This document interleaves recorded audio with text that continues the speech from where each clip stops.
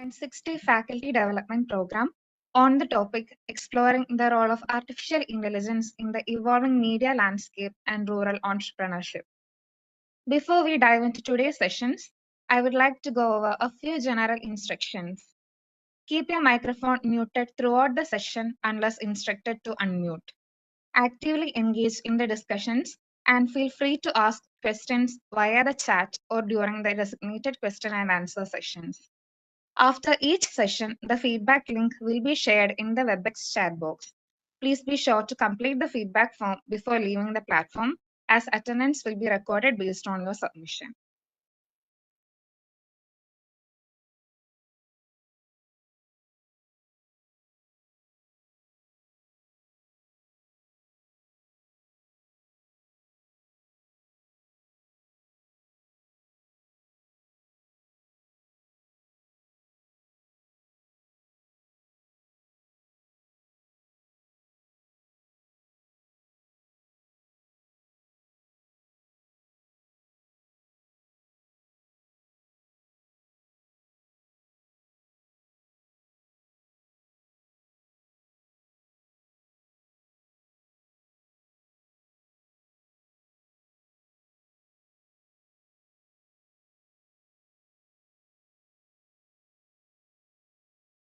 We will be continuing the session shortly.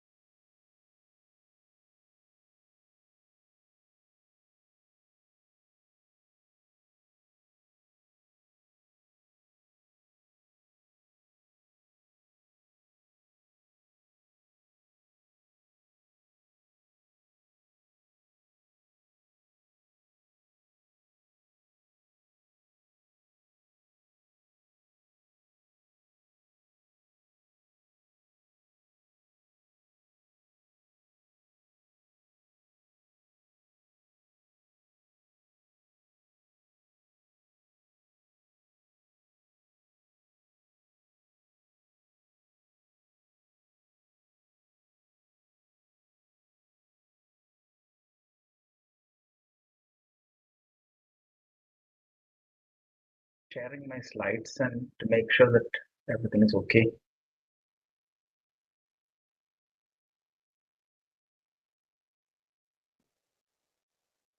Okay. Let's share.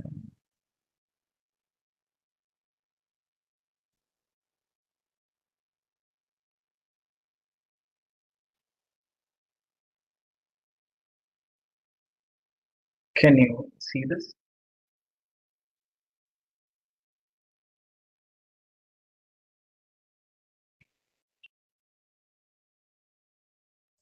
Yes, sir. Don't seem to be able to move slides. You can see the changes in the slide changing, right? Yes, sir. Can you? Okay. Yeah.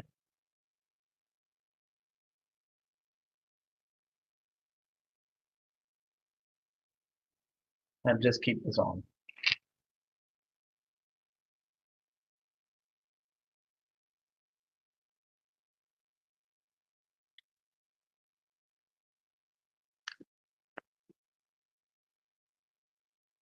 Moving on to our first session.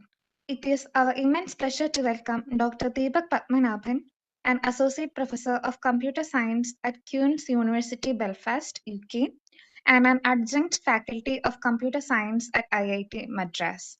He is an expert in AI and has authored 100 plus publications and 3 books. His current research interests are in the political economy of AI and responsible AI, construed in the broadest sense. He is a senior member of the IEEE and the ACM and is a recipient of Indian National Academy of Engineering Young Engineer Award. I invite Dr. Deepak Padmanabhan for his session on fake news detection using AI. Welcome, sir, for the session. Thank you very much. So, can I quickly ask how much time I would have to complete this thing, and we need to have a lot of time for question answers, I suppose. So, should I plan for an hour of talk and then QA? Yeah, I think we can have a 1 hour session and 15 minutes for interaction. Okay, great. Yeah. Thank you. Thank you, Shane.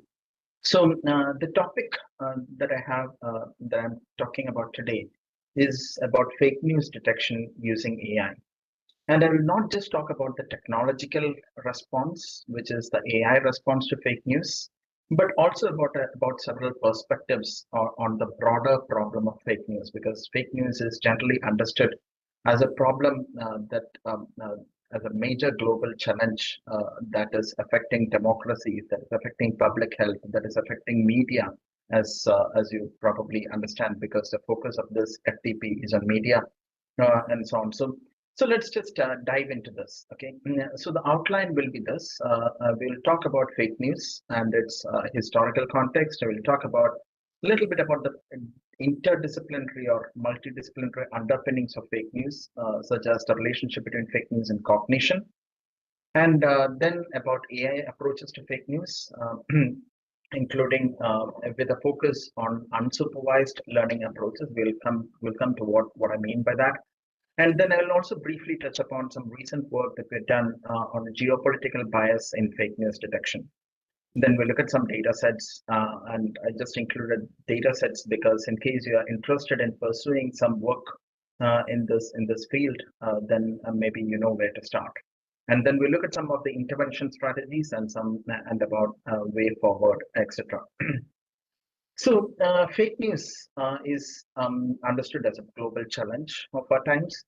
And in 2016, and there was a famous election in 2016, and we almost had a similar election 2023 as well, 2024 as well. So in the 2016 elections that led to the Trump presidency in the US, there was a lot of talk about how some misinformation, disinformation, etc., affected the public discourse and could have changed the outcome of the election in substantive ways. So, following up quickly on that, the Oxford dictionaries put out its word of the year as post-truth, and generally, what these dictionaries try to do is that they try to look for new and emerging kind of usage of words, and then kind of highlight it in the following year, just so that you get an idea about what has been going on. For example, in 2024, the word of the year by one of these prominent dictionaries was brain rot, which is about the incessant scrolling through social media feeds, which presents you with unchallenging content and so on. That is not very unrelated to post-truth, but I just sort of bringing it up because there's a connection there.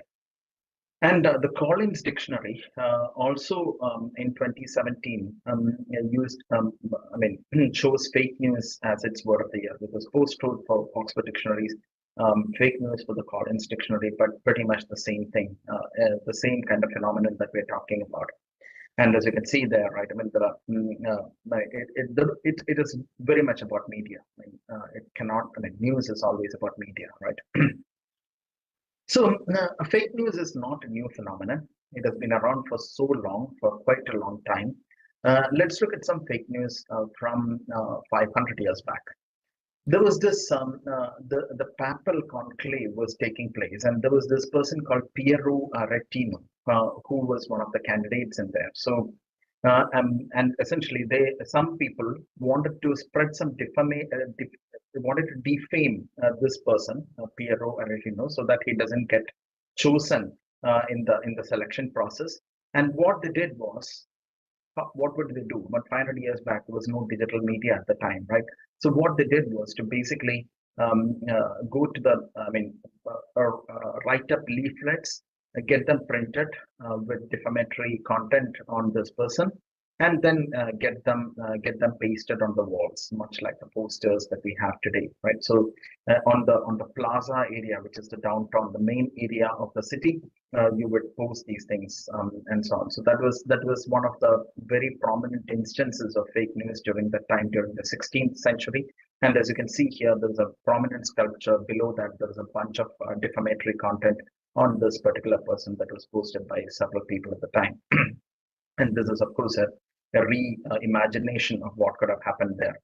So, in a sense, this is an interesting. There are interesting parallels with today's fake news and the fake news over there, right? I mean, today's fake news is also heavily used in order to influence elections.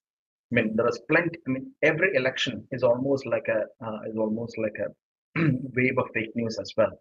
So every election around the world has been subject to this issue, and fake news is also posted on places where people see. And these days it might be in the Facebook walls. At that time, it was in the plaza area and the walls of the plaza area of the city. Okay, the downtown area or the main center of the city. So let's look at some of the fake news from the present era. If I mean, some of you might be quite young, but you might still remember this event in 2017, I suppose, or was it 2016? It was 2016, November the 8th, and there were a bunch of notes that were taken out of circulation, and these new notes entered our wallets and our banking system, etc. But they've not been taken away. But during the time they were brought into circulation, there was this big thing. There was this big news. I'll read out that news. The 2000 rupee currency is designed keeping in mind to eradicate the black money issues using state-of-the-art indigenous nanotechnology. Every 2000 rupee currency note is embedded with something called NGC, nano GPS chip. Okay, so this is fake news. Okay, but don't I mean, I think it's important to stress that upfront. So even if today you search in Google for NGC, you will get reports of this time. The unique feature of the NGC is that it doesn't need any power source. It only acts as a signal reflector. When a satellite sends a signal requesting location, the NGC reflects back the signal from the location, giving precise location coordinates and so on and so forth. And it could be kept up to 120 meters below the ground level. So my question is not to illustrate this as a fake news, in the sense we all know that, but what does it take to debunk this fake news? What it takes to debunk this particular fake news is knowledge of electronics, knowledge of maybe electronics technology, knowledge of technology. If you know enough about the technology, you can easily debunk this. Because if something is kept 120 meters below the ground level and something doesn't have any power source, it is highly unlikely that there is any way that it could reflect back any signal, etc.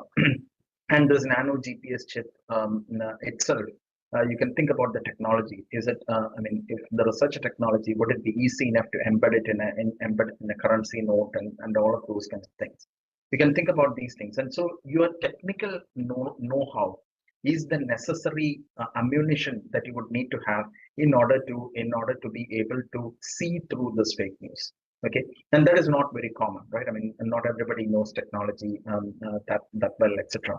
So in that sense, this is like a very interesting fake news because not many can debunk it, right? And this was And you might remember that there were news reporters who proudly read this out, and they were discussing. There were evening discussions on November the 8th, 2016, about how these things could work, and how this is a pioneering new invention coming out of India, and all of those things. So you can see this, see how elaborately this was parroted.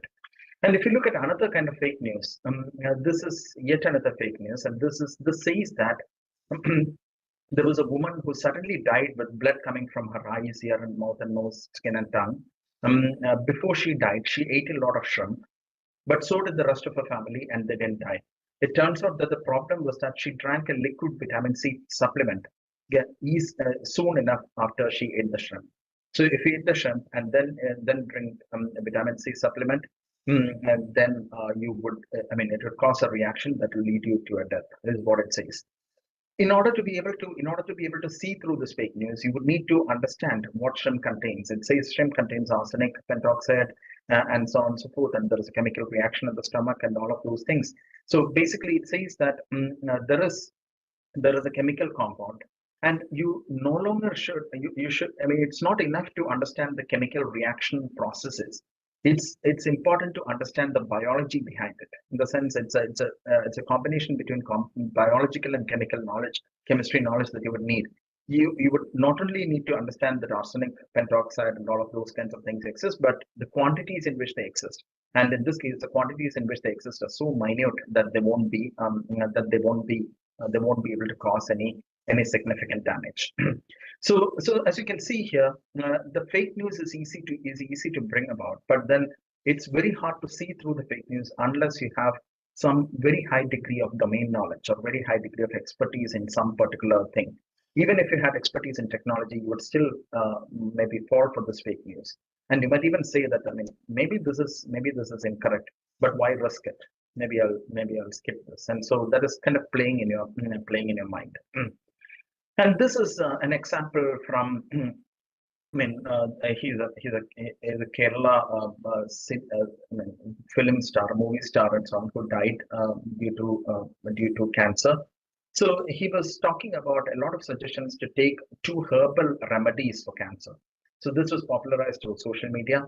I took the risk of trying it on myself and many other popular alternate medicines. I couldn't control the tumor, and rather it took me to a very dangerous situation. So this is to say that sometimes you fall for it, but sometimes you fall for it in ways that it risks your life. So in this particular case, Jishnu, the person here, actually delayed some of his medical remedies in favor of these herbal remedies, and that delay was very problematic, because essentially it led to his tumor spreading too much, leading to his eventual death. Maybe it would anyway have happened, but maybe it could have been delayed if there were more aggressive treatment and so on and so forth. But that's a different question. So let's look at the definitions of fake news. We have seen some examples of fake news. Let's look at some definitions. Fake news is what is intentionally false and shared via the internet. And that is a definition of fake news that was proposed in this paper, Klein et al. In 2017. And Cohen, another paper from another author, it says that it's everything from malicious stories to political propaganda.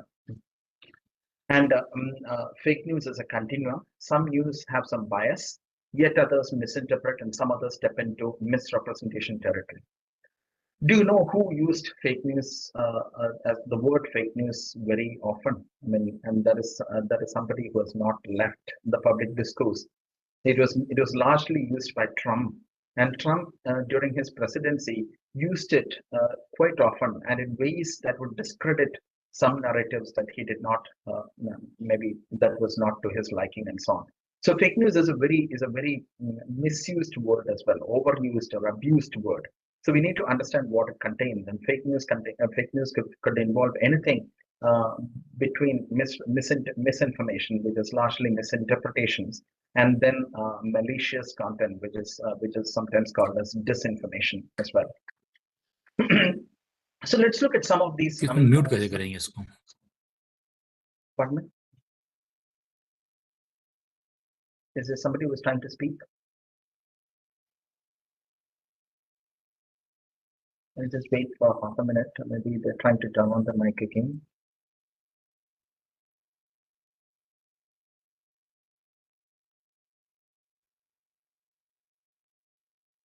Is it okay for me to continue? I mean, Shine or somebody else? Are we waiting on some question? I can only see the screen. I cannot see any chats.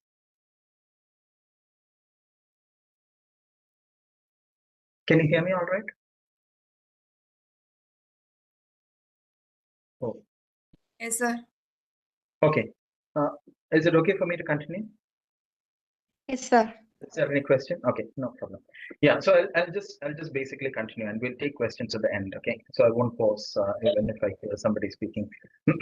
So fake news has an interdisciplinary interdisciplinary underpinning.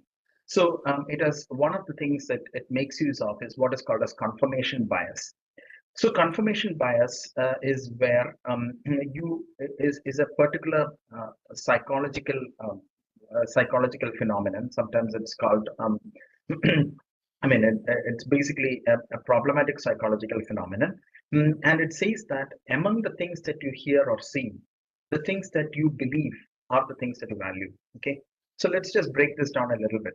Let's assume that let's say that there are two movie stars. I mean, I was thinking of using a Malayalam example, but now that there's a very diverse audience, maybe there are two movie stars and so on, and there is a highly polarizing debate between them, and you like one particular movie star. Let's call them X. And whenever you hear good things about X, you tend to think that reinforces your belief that X is superior. And whenever you hear bad things about X, you might think that it's a one-off thing. You'll leave that out and so on and so forth. So basically, what you value is what the intersection between what you hear and see and what you believe is the thing that you value. And in earlier times, when you had news media in the broadcast sense, what you hear or see, is not very tuned towards you. It is tuned towards the general population. Everybody has access to maybe one of the top 5 or 10 newspapers that are out there, right? Or top 5 or top 10 news sites that are out there. But now we consume a lot of news through social media feeds. And in those social media feeds, you can be manipulated. It can be manipulated easily because what you hear or see is very much focused on you. You might see things that are very different from what others are seeing because your feed is personalized. So, which means that what you hear or see can be massaged in ways that it creates a big overlap with what you believe. And in that case, you will value your social media feed a lot. And if Facebook wants to compete with Twitter, they might as well make sure that they produce a lot of content that you value. And if what you value can be easily manipulated, what you hear or see can be easily manipulated, it can be manipulated to intersect a lot with what you believe, and creating an interesting phenomenon there to work to their advantage. And this is another cartoon. It says that an inconvenient truth has far less takers than a reassuring lie. So if you write something that is popular but not truthful, it is likely to get a lot of readership as compared to an inconvenient truth. And today we see this quite often, right? I mean, in the sense we are always susceptible to fake news in ways comforting fake news or reassuring fake news and so on. And let me walk you through a little experiment that some people did to point out the psychological underpinnings. So this was an experiment to study the persistence of fake news. So what they did was they took two groups of people, and each one of them they told the story of a nurse. In this case, the name of the nurse was Natali. So the nurse was a very good person. She used to be very helpful to patients and so on and so forth, and she was very kind and all of those things. This was told to both of them, but to one group, so to both the groups, it was told that. But sorry, let me just get this right. So to both the groups, it was the background was mentioned, and then to one of the groups, it was told that she's kind and all that is there, but also she has this interesting habit of stealing pharmaceutical supplies and then selling those things in the market. and then buying very nice designer clothes for herself. She has this habit of doing that. And then it was told to that same group that, well, wait, I mean, you shouldn't be believing this, because the story of her being a thief who steals pharmaceutical supplies is actually false. It was planted by one of her colleagues who doesn't like her. So don't believe it. I mean, forget that. Okay. So now one of these groups has heard about the the stealing story, and also heard that that is false. The other group has not heard about the stealing story at all. Now these two groups were asked to rate the nurse on trustworthiness. And it so happened I mean, it so happened that the group that heard about the stealing story uh, and was told that it was a fake news, we're still rating the nurse as a very low trustworthy individual. So it is like saying that, I mean, when you have heard some bad news, you have heard some bad things about the individual, you have also heard that it is false. But well, I mean, what if it was true, right? And that is the kind of thing that is playing in your mind. And you don't rate her as trustworthy as you would do if you had not heard the stealing story at all. So there are these two groups. One of them was exposed to this fake news and told that it was fake news, but they still have this fake news playing in their mind. So this is the story of the persistence of fake news. The first negative, there were two ratings in this particular thing, but I was simplifying the story for you. Basically, the negative rating or the negative story was actually influencing the rating that they eventually gave to this particular nurse. So now let's look at some other kind of fake news as well. So and the intents behind fake news, basically. Okay. So in October 2016, just before the first Trump presidency, the election that led to the first Trump presidency, there was this fake news that Pope Francis endorses Donald Trump for president and releases a statement. And a couple of days afterward, it was shown that it was said that it was shown to be false. And I think, if I remember correctly from those times, Pope Francis himself said that there was no such statement made from Vatican. So in November 26, there was this election that was happening. So this persistence thing, right? I mean, even if you hear this fake news and then hear it was fake, it still works in your mind. So this persistence thing is often used very heavily in this election time fake news propaganda. And it so happens well, I'm taking some old examples because I don't want to be talking about the contemporary politics, but essentially the point here was in 2018 elections, there were WhatsApp forwards doing the rounds that one particular party will win most of the seats, but it so happened that they had a minority. They eventually got a minority of seats. So this is once again interlinking this fake news persistence narrative with the first past the post voting system, where you are likely to vote for a candidate only if they have a likelihood of winning. So you increase the likelihood of winning by means of the perception of the likelihood of winning by means of creating this fake news, and that eventually works. So in a way, the fake news is actually working out or playing out in the real world. So now let's look at another question. Who is responsible for the spread of fake news? So in the science paper in 2018, they conducted an experiment and found that falsehood diffused significantly farther, faster, deeper, and more broadly than truth in all categories of misinformation. So basically, if you're writing a fake news, you're likely to reach more people. And what is the problem, right? I mean, why is it happening so? And they looked at two hypotheses. One is that there are these bots, bot accounts, and those bot accounts share fake news more than truth. The second hypothesis is that it's actually humans who like and share fake news more than truth. They were testing these two hypotheses, which among these is more responsible for the spread of fake news. And based on their empirical analysis, they found that humans like and share fake news more than the truth. That hypothesis is much more indicative or much more responsible for the faster spread of fake news than those of bots. So it's actually coming down to this human cognitive propensities or human cognitive fallacies that lead to a spread of fake news. So now the question is, let's go and ask this question again. Why do humans share more?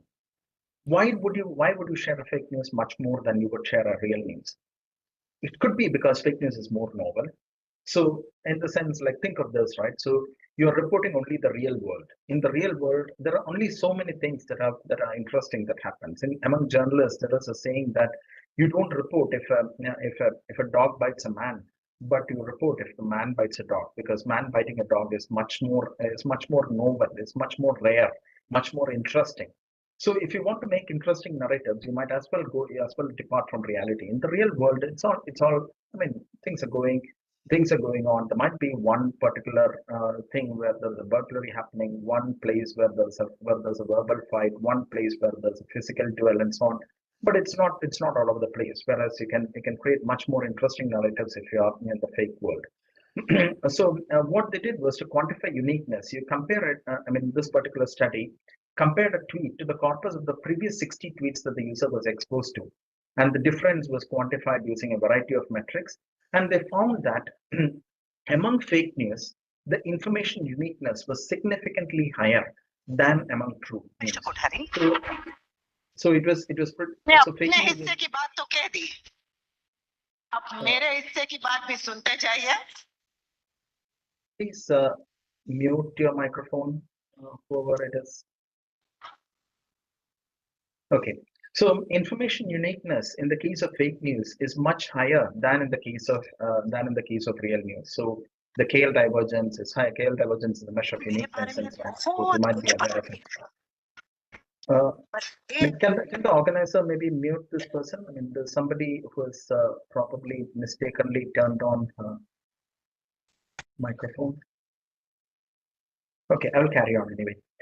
So why do humans share more? Let's look at another aspect of it. Fake news might have a very different emotion profile than the truth. For example, there was this analysis that was done, which says that the green thing is the real news and the red thing is the fake news. So it says that fake news is much more surprising than real news. Is much more disgusting than real news. Is a little bit more fearful than real news. Whereas it has much less positive emotions. For example, anticipation, joy, and trust is much less in the case of fake news as compared to real news. So it kind of creates surprises and disgust, and these are the kind of things that you get worried about very quickly, and so you might as well be attracted to those kinds of emotions much more.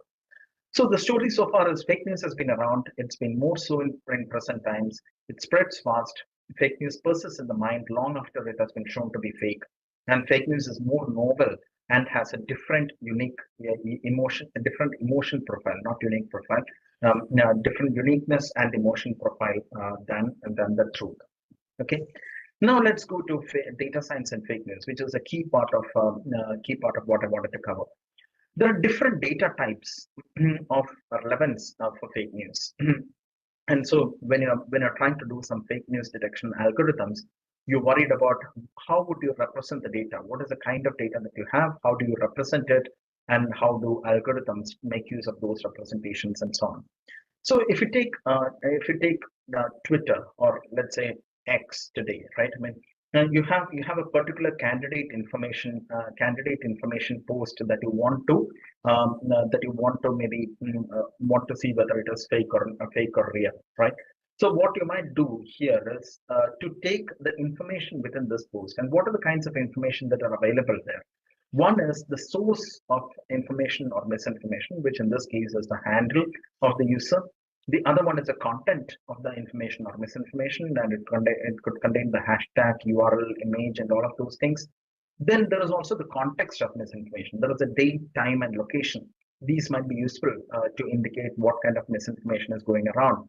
And then there is propagation information, right? I mean, there are people who have retweeted this. There are people who have replied to it, who have liked it, and so on and so forth. So the propagation information could also tell you something about whether it is truth or false. So, but you might think that there is some issue with using these kinds of information. For example, if you use the source of the misinformation, if you use the handle of misinformation, in this particular case, you might argue that this particular person is more liable for misinformation than anything else. But let's say that you use this, right? I mean, let's say that an algorithm uses this, And if an algorithm uses it, it is kind of equivalent to labeling a person as being as having a higher propensity towards misinformation as opposed to other information. So, and these kinds of things are very problematic to make, because there could be somebody who has been relaying fake news all the time, but suddenly they woke up to reality and they changed and so on. But still, the algorithm doesn't know that they changed, right? So it will still continue to label their tweets as maybe misinformation and so on. So this is almost like labeling a person, right? I mean, which is quite problematic. And when it comes to some of those other things, the problems are there are other kinds of problems, but the problem is much more pronounced when you use the misinformation, when you use the handle as a source of as a feature to represent information or misinformation. But that's a quick aside. I mean, we'll come back to some of those issues later. So there are two families of approaches. One is the AI approach, and the AI approach uses the assumption that underlying patterns can help telling apart fake news from others. So there could be patterns in the news which help you identify what is fake and what is not fake. Okay, so these patterns could be, like I mentioned, it could involve the handle of the user. It could involve patterns that relate to the content. It could involve patterns that relate to the propagation information as well. Whereas the DB approach, or the database approach, or the data-driven, or the data alliance-based approach, or evidence-based approach, if you want to call it that way, is saying that if a news story is not well supported by a knowledge base of facts, it may not be fake. So there are strengths and weaknesses to both of these approaches. And in the DB approach, let's say that you have a news, you might look for evidence from authoritative knowledge sources, like say Wikipedia or so. And if something is not very supported by Wikipedia, then you might say that it's fake news and so on. So there are strengths and weaknesses to each of these approaches. For example, the AI approach might be better at identifying emerging fake news topics, because the emerging fake news topics have not percolated enough into the authoritative sources. So if, let's say, Donald Trump makes a statement today, and you look for it in Wikipedia, you won't find it, right? Because it has not been enough length of time for it to percolate into these authoritative sources and so on and so forth. So, and the DB approach is kind of, one weakness of the DB approach is that you should keep the knowledge base or the database updated all the time, because you are relying on it being up to date in order to identify fake news. So let's look at some families of AI approaches. I'm sure you would be familiar with two kinds of learning. One is supervised and the other one is unsupervised.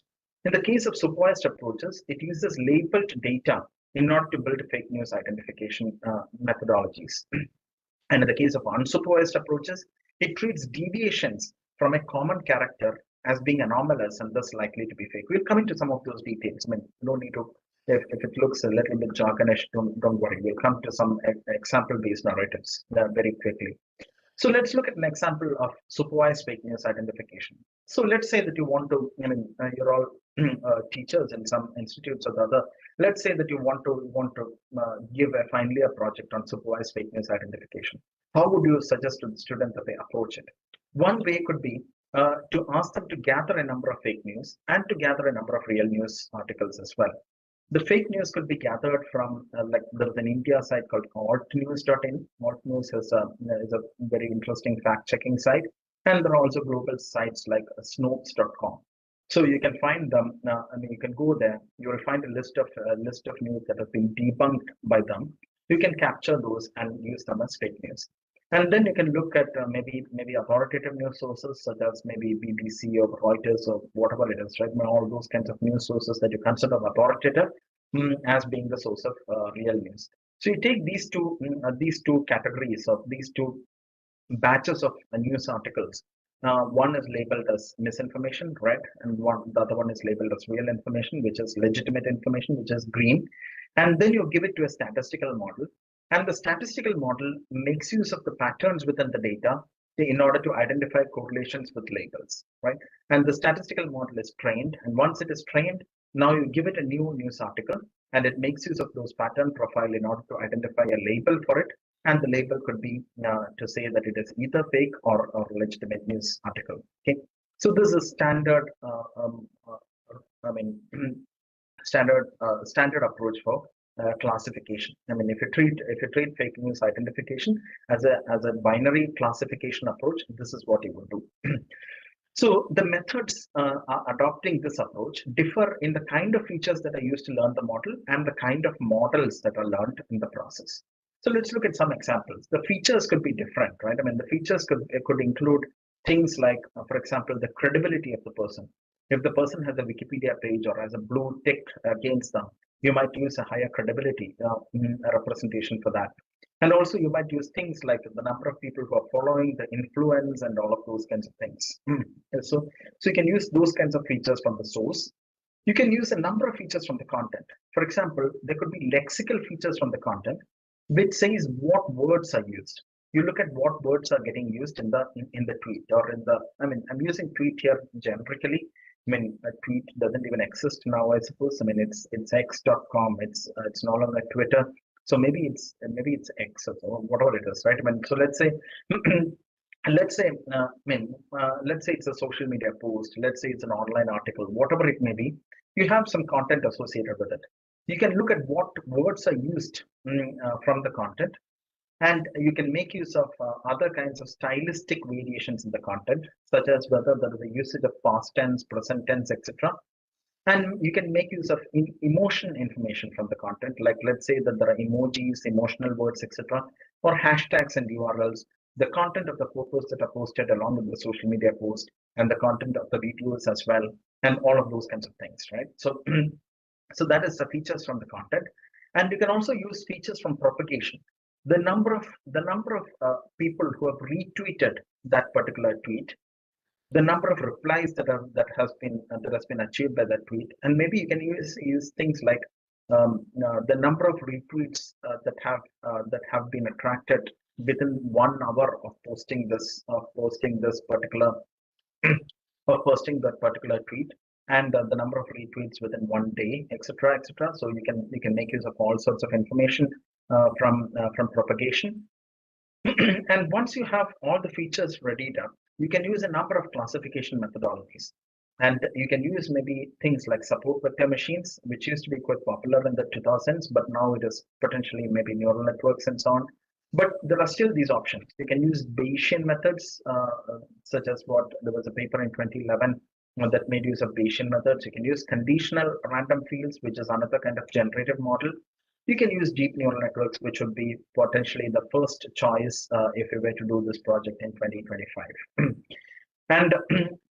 And so once you have this, you have the entire pipeline set up, right? I mean, you decide on how to source the data, where to source the data from. You decide on how to represent the features, and you decide on how to do the classification methodology, and then you have everything sorted out, and you have a fake news detection project, which could be a very nice final project, and it could demo certain things, like, for example, what news can it classify well, what news it cannot classify well, etc. Now let's look at something slightly more challenging, which is on unsupervised fake news identification. So unsupervised fake news identification is a little bit more is a little bit more trendy, if one might say so, because unsupervised approaches do not need labels for data. So you don't need to take the data and get it labeled by somebody, or you don't need to. You can simply take all the news that you get, regardless of which source that they come from, and try to learn some kind of fake news identification approach. Let's look at how it might work. You have a number of documents which are all documents containing news, right? I mean, each one is a news document, and you learn a statistical model. And what do you learn the statistical model for? You learn a statistical model in order to represent the major patterns that are existing within those the important patterns, or the major patterns that are existing among those documents. So in that sense, you're trying to find the commonalities between those documents. You're not trying to identify how each document is different from others. You're trying to identify how all these documents are common. What are the common features across these documents? And you identify those common features and put them in a statistical model. Now you have a new document, and you run this document through the statistical model. And when you run this document, you profile against how well it matches up. यार फॉरदन का phone आया था। Or it is, can they please switch off the microphone? Please go on mute. अरे हम तो घाट पे बैठ के सेशन ले रहा है, यहीं पे बैठा है। Just please mute them. ये not good. ब्रिटेन का क्वींस यूनिवर्सिटी में पढ़ाने वाला प्रोफेसर है। I think they're describing what the session is to their friends or something. So can somebody please mute them in case they accidentally turned on their microphone? Okay, now it's gone. So I'll assume that it's okay. So the point here is you take each of these news article and profile it against the common features that have been learned within the statistical model. And if it agrees with the common features, then you label it as true. And if not, you label it as false. And this is a common approach in unsupervised learning for fake news detection. But this is not so, this has a lot of implicit assumptions within it, right? Let's look at some of these implicit assumptions. So firstly, you learn the character of the nature of documents as the statistical model and identify those that deviate from the general character and label those as fake news. So any deviation from the general character is labeled as fake news.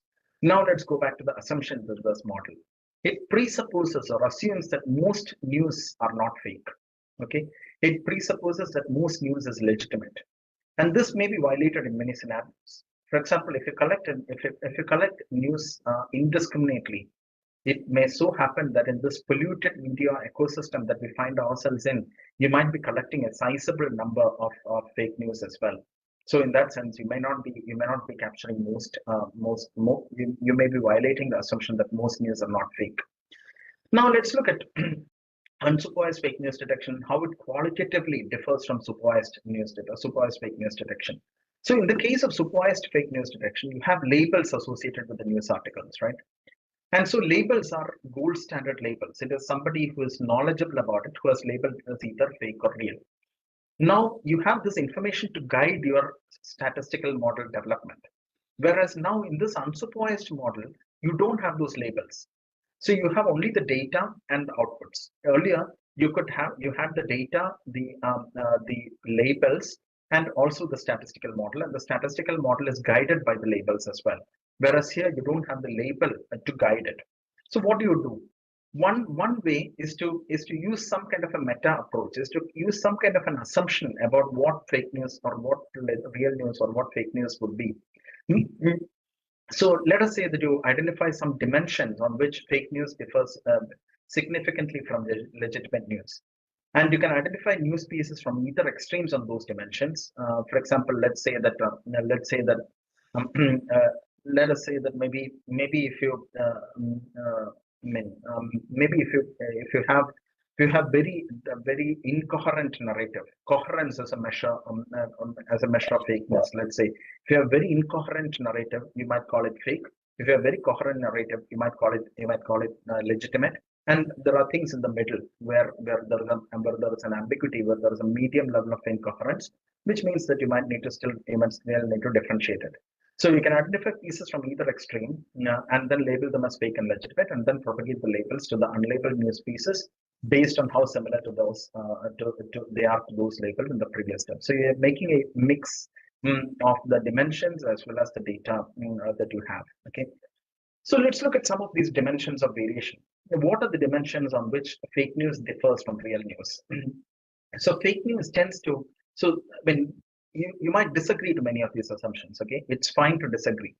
It's actually good that if you disagree to some assumptions, it also indicates that you're thinking about how well these assumptions play out in the real world as well. So it's good if you can find some fault with these assumptions, it's even better. So one of these assumptions in this ICWSM 2014 paper is about fake news tending to have multiple propagation peaks, whereas legitimate news tends to have just one peak.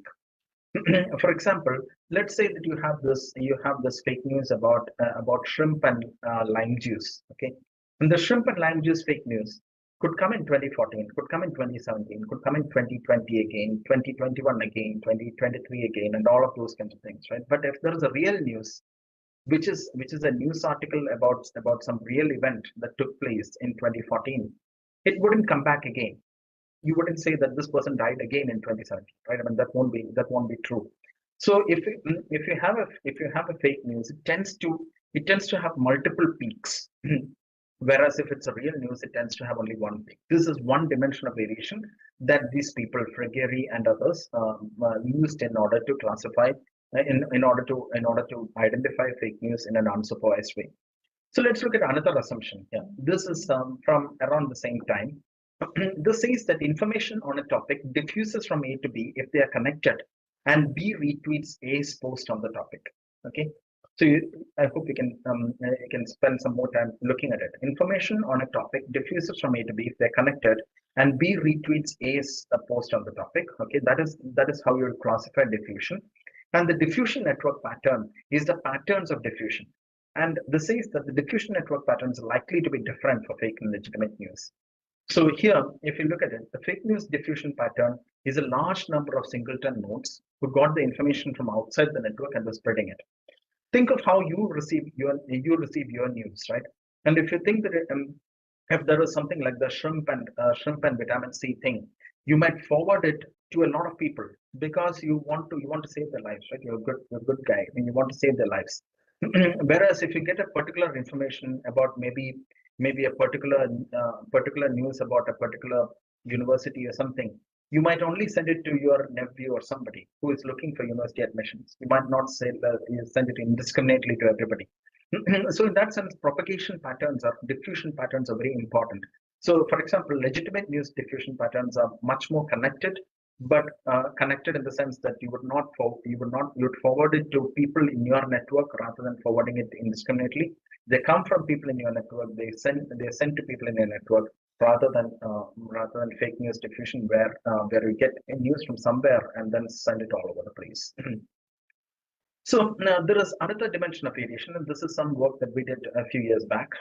So this says that a set of articles posted by the same users at similar times through textually similar posts are likely to be fake.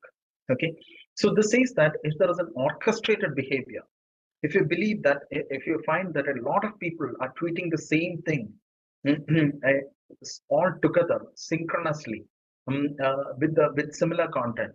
Mm, and I'm not naming anybody here, but I mean, there have been instances where a particular political party's IT cell engages in these kinds of behavior. I mean, there are other political parties, there are plenty of political parties that do these kinds of things. But essentially, the point is there are some instances where there is a particular news that is being posted, and that particular news has a typo. Okay, and that typo is there in everybody's post. They're all posted around the same time, and that mistake or the grammar mistake or the typological mistake is there in everybody's post. And this is what we're trying to identify, use as a thing about fake news. And this is an example there, right? I mean, you can see this. One of my distant relatives in Delhi who voted for AFP because of the low electricity bill was discharged yesterday. So this is saying that everybody is tweeting that one of my distant relatives was saying exactly the same wordings, and they're saying that everybody what is the likelihood that this particular person is a distant relative of everybody in a particular party, right? I mean, it's very unlikely. That could be used as a cue in order to say that this is a troll army thing, and troll armies are largely propagating fake news. And another one, this is some joint work with University of Calicut. This says that fake news is likely to be highly emotional. If so, we can amplify the emotional content, and then fake news and legitimate news might become better separable. So here we are playing with the representation. You take the representation of these news articles, the red are fake news and the green is real news.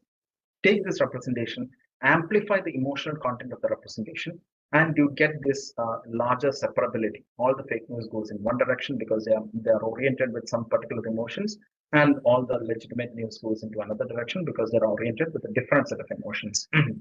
So it helps you classify them better.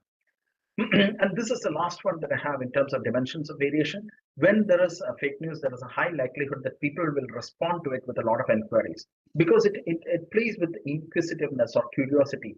I mean, 2 explosions in the White House and Barack Obama is injured is a news that comes about. But if people heard this from a lot of places, they won't be asking, right? They won't be asking this person things like, oh my God, is this real? Is this true? Or is it a hacked account? Is it real or hacked? How does this happen? Is this legit? And all of these things. If you see a lot of queries, then it is likely an indication that maybe it is potentially a problematic, sorry, or non-realistic narrative, and so on and so forth. So you can think about what other dimensions make fake news different from legitimate ones. So maybe this could be finally a project for some of your brighter students. Like, I mean, what are the dimensions? I mean, they go and figure out whether some kind of pattern is available that could differentiate legitimate news from fake news. Could it be topical coherence, or could it be left or right political orientation? Could it be referencing of contemporary as against historical events? Highly confident or skeptical narrative? Would the style or the confidence in the narrative be indicative of fake or real? I mean, these are all things that you can use. I mean, you can explore. I mean, these are not very much explored. And presence of numbers or statistics. Typically, if you say that something is this way without numbers or statistics, that is more likely to be false. Or maybe you can say that that is the case, and try it out empirically. The presence of quotations, do they make them valid, or do they make it the case that a quotation is like sourced from somewhere, but it not well referenced, and so on and so forth. So basically, the point is there is a lot of research that could be done in this space. I mean, it could lead to a lot of very interesting finally projects or research projects or PhDs as well. So I would like to talk about one particular work that we did last year, and this is with some colleagues from colleagues from IIT Palakkad as well as Cochin University, and one of my so Santosh Kumar, one of the co-authors in this paper, is also a speaker in this FTP. I think later on. So what we did was we were looking at geopolitical bias. What is fake news detection approach? A fake news detection approach, is it equally effective in let's say the West as and also South Asia? I mean, and if it's not equally effective, what are the dimensions? Why is it not equally effective? So we found that emotions were used to very limited extents in fake news detection in general. And we're thinking about why is it? Because we found good evidence for emotions to be very predictive of fake news or very predictive of whether it is fake or not. So, and we found that emotions were not very useful to classify fake news from Western context. However, when you look at emotions within Eastern contexts, such as China or some places in South Asia, etc., you find that the emotions are much more helpful to classify fake news. So today's fake news detection algorithms, if you look at the literature, it largely doesn't use emotions as much. And that is because emotions are not very useful in Western context. So you have this this cultural bias embedded within the feature engineering space. And if you're interested in this, you can take a look at this paper, Geopolitical Bias in Fake News Detection AI, the Keys of Effect. It's a very simple, it's written in a very simple language. And it is kind of revealing to see how feature engineering, which you think as a non-political process, right? I mean, there leads to some significant geopolitical bias and such consequences and so on. So today's fake news detection methods deprioritize emotion usage, making them less effective for Eastern context, but they could be other things as well. And this is something where we could produce a very unique research agenda as compared to I mean, the research agendas in the West and so on and so forth. Because we don't, I mean, the methods for fake news detection that are developed largely from within Western context, because the data sets are all Western and so on, don't quite work within India-based context, because India has a very different cultural ecosystem and so on. So how can we develop methods that could be more sensitive to Indian or South Asian or whatever African context and so on and so forth, right? So let's look at some of the data sets that are available. So there is this data set called LIAR, which is a textual data set comprising true and false news collected from politifact.com. Kaggle fake news is another one. BuzzFeed news is another data set. Wild Web tampered image data set is an image data set which contains fake images and real images and so on. And then there is also this thing called Fake News Net, which contains a lot of propagation information, context information. So if you're interested in this, you can take a look at some of these data sets. I'll pause here for 10 seconds just in case you need to write this down somewhere and so on. LIAR is I mean, you can find all of these data sets publicly. So Kaggle, Liar, BuzzFeed News, and Fake News Net. Fake News Net is potentially the choice that I would say would be, I mean, for projects of this era. So I hope can make use of some of these things. I'll go ahead now. Or there is ISOT as well, which contains articles. So now let's move away from the technology a little bit and look at intervention strategies. And this one I'm largely sourcing it from the EU expert group recommendations on fake news and disinformation, as well as the Science magazine paper on the science of fake news. Okay. So how do you intervene in this? Let us say that we have the best fake news detection algorithm. Should we collude with social media and ensure that they blacklist them? Should we say that, I mean, we have 100% accuracy? So, I mean, fake news today is, I mean, Facebook today is not very interested in fact checkers and so on. So maybe we can tell them, I mean, you fired all the fact checkers. We have this 100% accuracy algorithm. Please use this. Would you be able to convince them? You probably won't be able to convince them. And the EU high-level expert group on fake news recommendation algorithms is saying that you should enhance the transparency of online news, involving an adequate and privacy-compliant sharing of data. So it's not saying that you should develop technology. Developing technology and saying that it is a label that we apply using technology and so on is a very I mean, politically kind of a sensitive way of doing things. It's like saying that if you open a web page, it says that they have a blocker, and it says, so this website is blocked because we think it's fake news. It's not allowing you to make the decision, right? It's not empowering. It's like overpowering. It's like intimidating you in a way. So you might want to enhance the transparency of fake news. You might want to promote media and information literacy. You might want to empower users and journalists to tackle disinformation and foster a positive engagement. You might want to safeguard the diversity and sustainability of, in general, the news media ecosystem, and promote continued research on the impact of disinformation. In this particular thing, it was EU, so they were talking about European context and so on, but it's applicable anywhere. So if you look at the implications of data science research for fake news, an uptake of an almost perfect classifier is going to be problematic. So you might want to make sure that you have explainable decisions on fake news. You want to provide explanations for labeling a news as fake, rather than simply labeling it as fake. You might want to provide contextual retrieval, which empowers the user. So you see this news article. Before you look through this news article, why don't you also look at some of these sources which might contain some context to assess the relevance of this fake news, assess the relevance of this news article and so on. So let's look at two streams of strategies. One is to empower users to identify and reject fake news. The other one is to reduce exposure of users to fake news. These two are complementary strategies. This could work together, right? You could empower users, and also you could reduce exposure of users to fake news. Let's look at empowerment. You might want to encourage fact checking. The idea is to encourage people to use credible sources and contextual information in order to assess the authenticity of the news they read. So maybe you click a verify button, and it shows a number of sources, and you can make use of that in order to make your judgment about whether something is fake or not. But the problem is that scientific knowledge from psychology does not support this very well. Social media echo chambers cause increased exposure to information aligned with pre-existing attitudes. So if you want to believe that that is true, you will not click on the verify button. If you think that it's a political party that you like, and it's a good news about that political party, you won't click on the verify button because it feels good to read that news. Why click on verify and spoil the fun?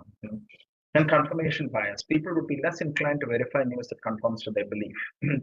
Desirability bias, in the sense that people would be less inclined to verify news that appears pleasing to them. These are all related. I mean, we can think about how you yourself consume news, right? Would you click on verify if you see the particular news that is aligned with your belief and is something that you would desire to see, and so on and so forth? Encouraging exposure to refutations is another thing. For example, alt news. This is a screenshot from alt news. So you clearly identifies the news as fake. It says using a big label that it is fake. So even before you see what this news is, you already see that fake label. So you don't maybe go beyond it. But there is a problem here as well, what is called familiarity bias, which says that if you've seen some news, whether it is labeled or not, You might remember that you have seen it, but you might forget the context in which you encountered, which means that you might think that it is true because you've seen it somewhere. So you could teach how to identify fake news. You could teach the students about critical thinking. Now, for example, there's a news article from 2018 where Kannur district collector in this case teaches school kids to spot fake news. It was a very interesting exercise in the sense that what he did was he gives each student a computer, and then he tells them that this is a news article that you need to fact check. Go and fact check. Use any source on the web. Use Wikipedia or whatever, any source on the web, and come back to me with an answer and a reasoning to support your answer. And this kind of encourages fact checking as or scientific thinking in general.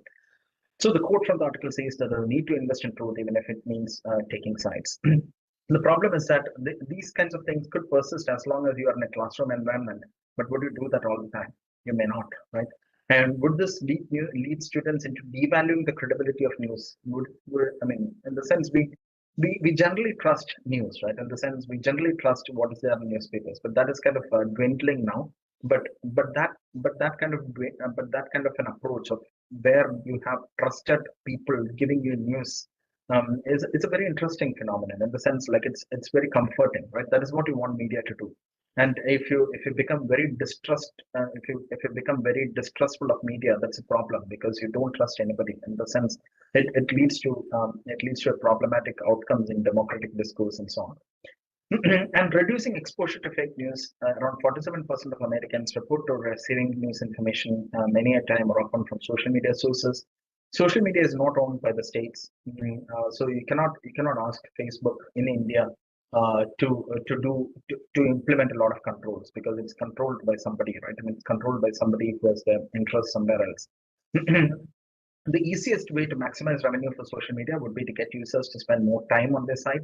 And so this contradicts with controlling fake news. So they might as well provide you with comforting news because that's a way to make you stay on the site. And comforting news might be more often like we saw in the cartoon. It might be a reassuring lie rather than an inconvenient truth. So the point is market forces. If you want to make money, you might as well keep people happy. And if you want to keep people happy, you might feed them what they want rather than what is in the reality and so on. So there could be very many possible strategies, and these could be things that could lead to interesting final year projects as well. Quality sensitive ranking, you rank web pages of high quality higher than others. You reduce propagation. For example, WhatsApp puts a control on forwarding to more than 5 others, but maybe you should do it more selectively and so on and so forth, or maybe in some other way. Reduce misinformation boards by crackdown on boards by Twitter. None of the above can be enforced without legal enabling framework. So the fight against fake news is interdisciplinary. It needs the law by your side. It needs psychology by your side. It needs politics by your side. It needs a lot of actors by your side who are not very technical either. So the liability regulation is one. This is probably the last 1 or 2 slides that I have. Can the platform be held responsible for content propagated through it? If you have a law that holds a platform responsible for content propagated through it, you can take it to court, right? And also, can the platform be held responsible for not stopping fake news propagation even after detection? If something is detected and still it is not taken down, can the platform be held responsible? So the platform is in like a social media platform. And can the platform be sued for not taking down a news that is found to be fake? All these raise interesting trade-offs, which is the trade-off between social good and the freedom of the private enterprise. So these are all things that are yet to be explored in a way. So these could be interesting things for you to explore as well. And the data science versus fake news journey, let's take stock of where it is. Combating fake news would involve detection, throttling, and repair. It's not just about detection. You would need to throttle it. Once detected, you would need to prevent it from spreading through the network. And even if you do all of those things, there might still be some fake news that goes there, that propagates through the network, right? You should be able to undo the damage that they have already done. So if you look at this thing, right, if you look at this target where you would want to have effective detection, effective throttling, effective repair, that's a very, very long way for data science to go. So data science or AI has a long way to go in order to be effective against fake news. So that is largely what I have. So here stop with a little slide here. This is opening it for questions and comments. But this particular flower, right? It looks very realistic, as you can see there. It looks highly realistic, and this is a particular image that was put out by somebody claiming that it is a flower grow. It is a plant grown in NASA, grown in one of the spacecrafts owned by NASA or something. And apparently the flower grew up there, and that's how it looks and so on. But it so happened that it was an AI generated image and has nothing to do with any form of reality. So you see the kind of things that we are up against, right? How can you even think of identifying this as fake news and so on?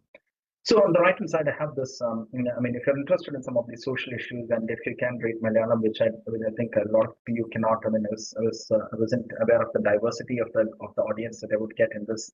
So it's a Malayalam book. It should be available in your nearest bookshop. It talks about AI and its politics and how it works in society and so on. It takes a critical look at it. So if you're interested, please give it a read, and not just read, please criticize it as well. Yeah, you can always send me an email if you have something. So in general, regarding this talk, if you have any questions, please feel free to send me an email. So I'll here open it up for QA, and I'll let the organizers take over. And let me just try and unshare the screen just so that I can see all of you.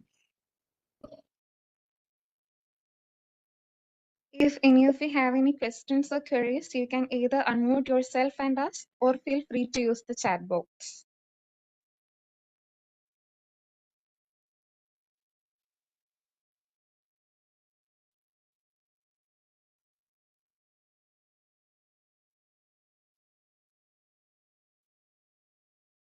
Anyone have any questions? You may ask.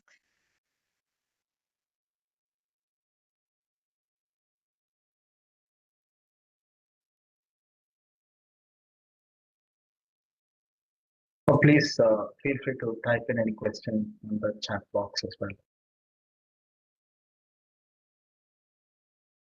I'm sure that you don't agree to all that I said. So,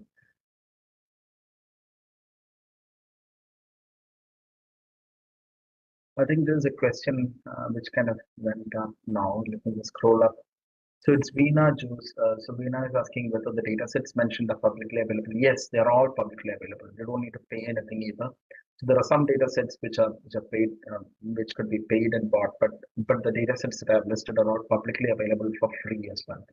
So you can download them easily. Yeah. Thanks, Veena, for the question.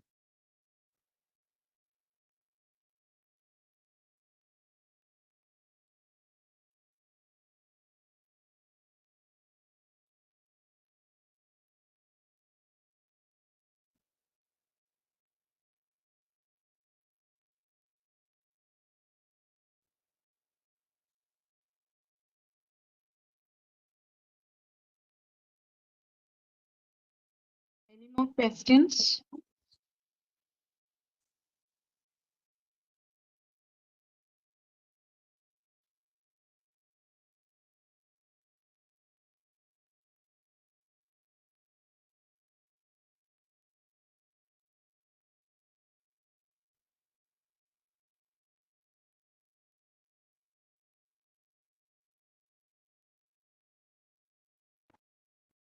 Yeah, Dr. Deepak. It's from Dr. Shahid. Hello? Yeah, I can hear you well. Yeah, please go ahead. Yeah, see, fake news is something, see, how do you identify that? Fake news. What is that again? You should have something sensible to people there, right? Something sensible. Yeah. No, I didn't get. I mean, are you saying something sense?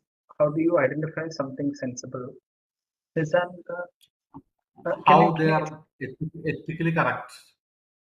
Oh, right. Okay. Yeah. Yeah. No, okay. So there is a lot of ethics issues in fake news. I mean, the sense fake news detection is a highly I mean, problematic thing when it comes to.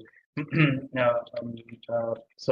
mean, there is a number of issues. For example, one thing that I mentioned during the course of the during the course of that talk is about the usage of the user as the handle, usage of user handle in order to identify fake news, right? So if you do that, you are essentially saying that this person, you're labeling this person as propagating fake news and so on.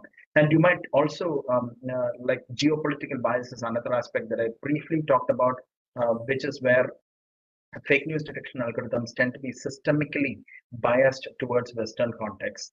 But I've also, I'll just, if I think there are some other questions that also relate to these kinds of issues. Maybe I'll just paste here a link, which is a link to a chapter on the ethics of fake news detection.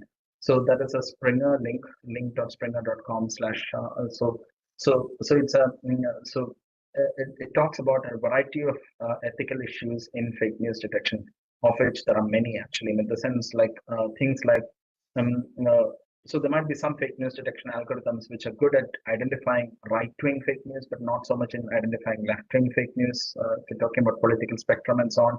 So do you want to balance the accuracies across those things, or do you want to balance the accuracies across other things? For example, like there was a lot of fake news relating to Lakshadweep, right? I mean, you might remember a few years back. So those things are not something that we have been able to foresee. So those things are generated within the Indian media ecosystem, and Lakshadweep is a very small region. So if you go by, how do you ensure that there is no targeting of small populations or small groups and so on, because they gel well with the ethos of the broader population. So there is a lot of issues, and in fact, it's thanks for bringing that up, Dr. Shine. So it's a very problematic terrain as such, and in that chapter it talks about a few of those things for those who might be interested in. So I have another question also. pardon me? Yeah, I have another question also, because we had a discussion with the Times of India. Do you remember that? Oh yeah. We did have the discussion in Times of India. Yeah, I mean that was Yeah, about largely I think about Jammu Kashmir issue. right. It's a political thinking, right? There also, I mean, we need to have a. I think there was a question regarding how to connect Mhm. interconnectivity. Where is that? How to That's an connect? issue, right? Yeah, Mhm. What is meant by how to connect? How to connect to internet, or how to connect to what? politically, there are different situations there Okay. in Jammu Kashmir. All right. Uh, Yeah. Hmm. yeah, how to maintain that? I mean, that's also an issue. We are from South India. Yeah, indeed. I mean, there is a complete cultural mismatch between certain regions, and that makes it easy fodder to flag fake news and so on and so forth. And even like within Kerala, we have a lot of fake news targeting Malappuram, for example, right, for particular reasons and so on and so forth. So that's largely because the social reality of that particular district is not visible to a large population who are reading the news about it and so on and so forth. So it's whenever there is a unfamiliarity with certain concrete situations, it acts as very interesting fodder for various flavors of fake news and so on. So it's very interesting actually. I mean, thanks for bringing that up. I do remember the chat that we had with them, and it was very interesting, but we couldn't take it forward too much. Yeah, I think the participants can ask a question. So Amsavini, you talked about asking about bias using some examples, right? I mean, in the talk that I'd used some of this bias with respect to the geopolitical thing, but I also talked about some of these biases in the response to Dr. Shine. So and I think if you're interested in some of the other kinds of biases, I have in that chapter I've listed a number of those number of types of biases. For example, there's something called majoritarian bias, which is where you pander to the majority, whereas you don't really. I mean, you could be targeting something which is what this discussion about maybe Lakshadweep, maybe Jammu Kashmir, maybe Malappuram, all of those things point out as well. Yeah. And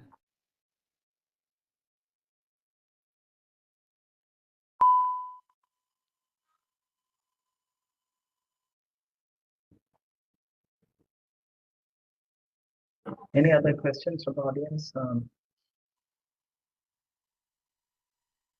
Any more questions you may ask? I hope we will conclude the session.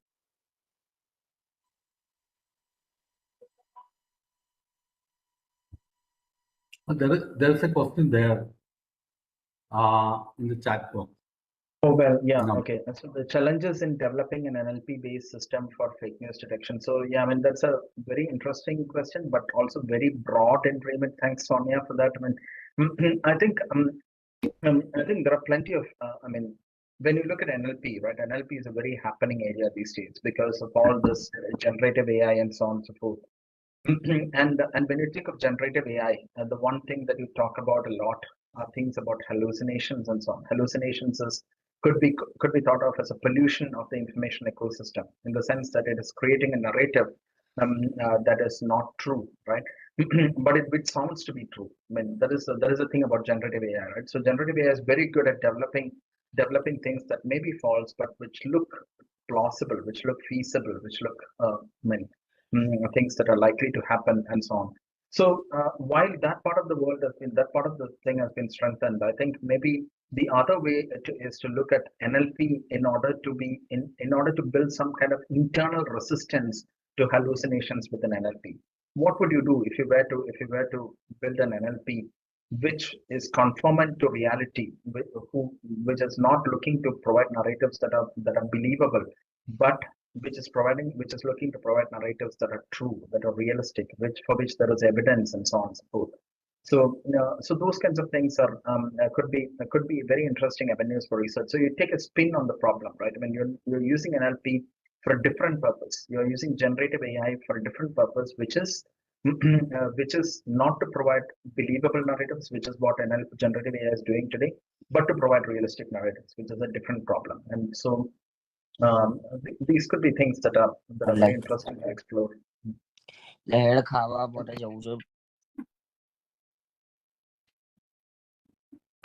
So I have another question, right? The thing is, from South India, we think that we are right from here. And in South India, we are right here, and the North India, we don't have that cultural differences there.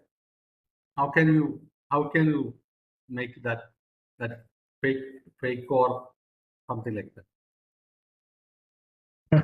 You mean the cultural difference comes across as a form of fakeness, is it? I mean, in the sense of yeah, I mean, it's very interesting. Actually, there's very little work on connecting cultural aspects. I mean, there's a cultural studies is a big thing, right? I mean, there are plenty of big scholars, big names, Stuart Hall, of those big names over there.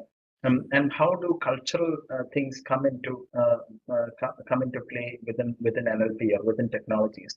I mean, while slightly deviating from that particular scenario, let me just bring up a thing about cultural difference. Okay, so let us say that you ask generative AI I mean, you're asking where do I find this book or something, a particular book. Okay, and in general, if you ask somebody near to you, they might say that you go to this particular library. I know that library has that book, or you go to that reading room and ask somebody, or you go to that secondhand bookstore or something, or you go to Crossword or somewhere, right? I mean, some retail store that goes to it. But if you might get a diversity of these kinds of opinions. Whereas if you ask generative AI, it will always point you to the branded store that sells the books. So generative AI is culturally biased towards the markets in some way, and that is because it wants to produce answers that are generally applicable. and the nearby reading room or the nearby library is a local cultural artifact. It's a cultural institution, and the general AI is completely ignorant of that cultural institution existing.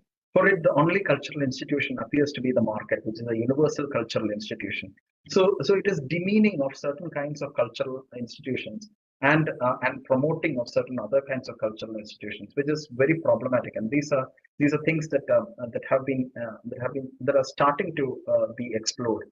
But in broadly speaking, I think although I'm sort of incapable to address the north-south divide and I mean, because I don't understand the cultural nuances in the north as much as I do about Kerala and other things. But there could be very interesting work to be done over there as to how cultural deviations between the north and the south manifest or propagate through NLP methods or propagate through NLP methods for fake news detection as well. So Maybe a next for our PhD. Except for indeed. research, right? Thank you. Thank you. Is there any more questions? Or shall we conclude our session?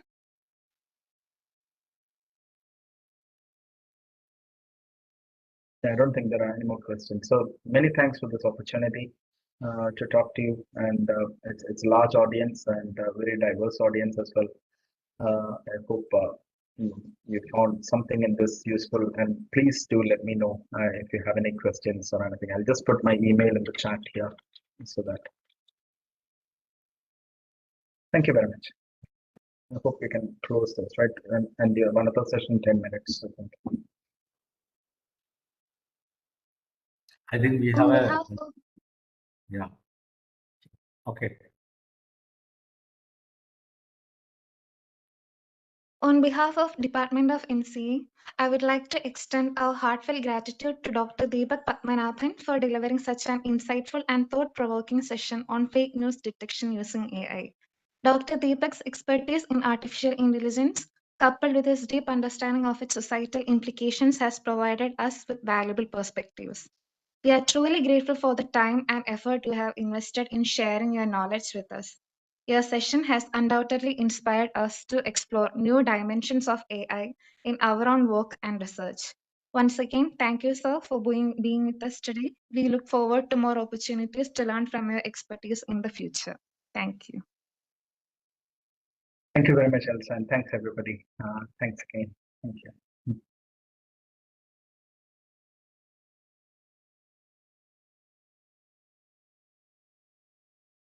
The feedback form is available in the chat box. Please make sure you have submitted it as it is necessary to mark your attendance.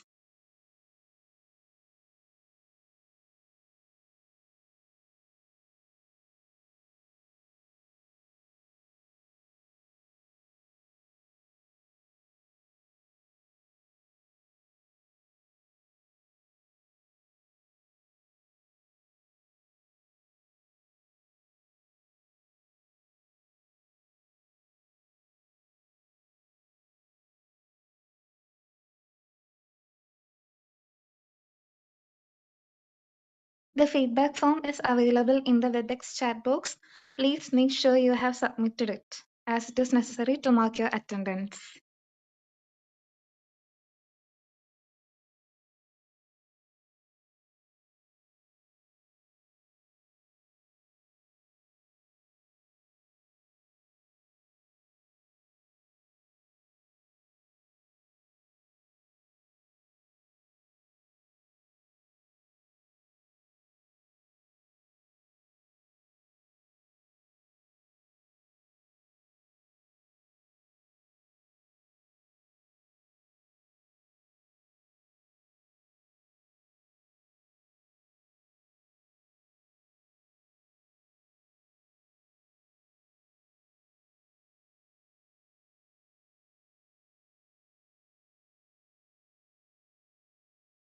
We will start the next session shortly.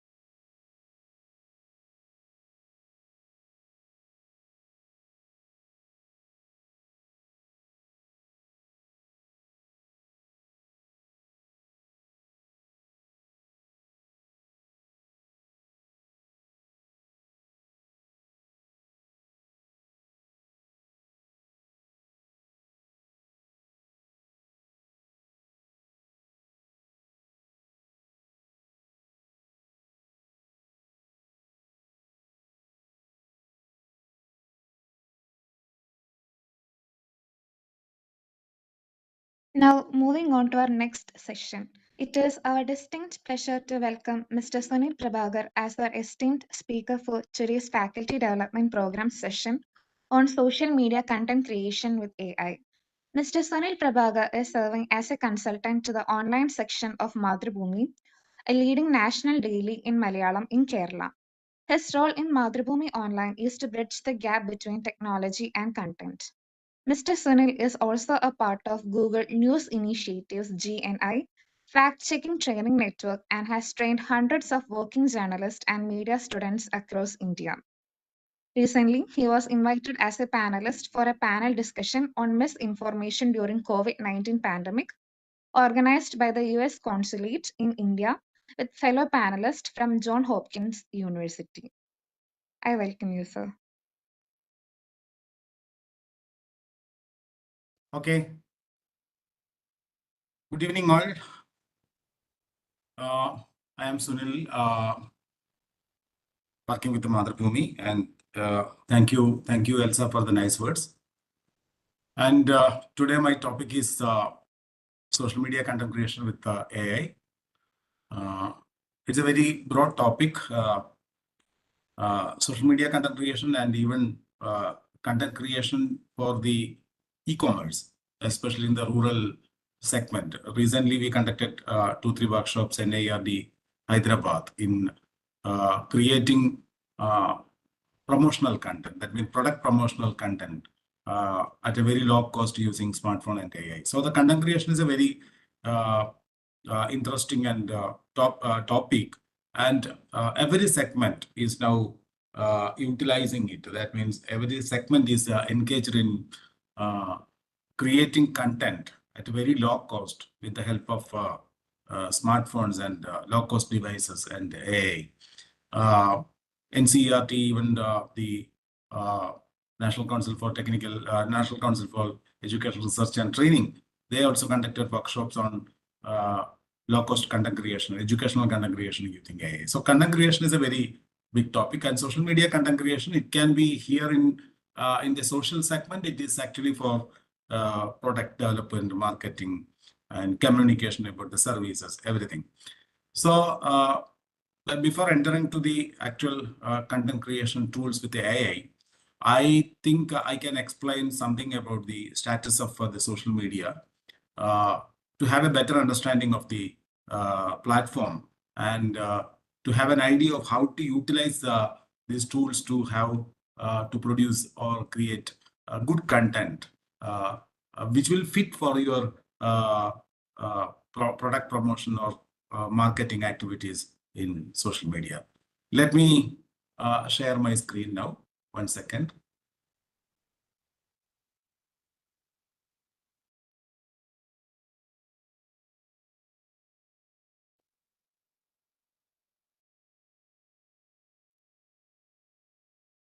Okay.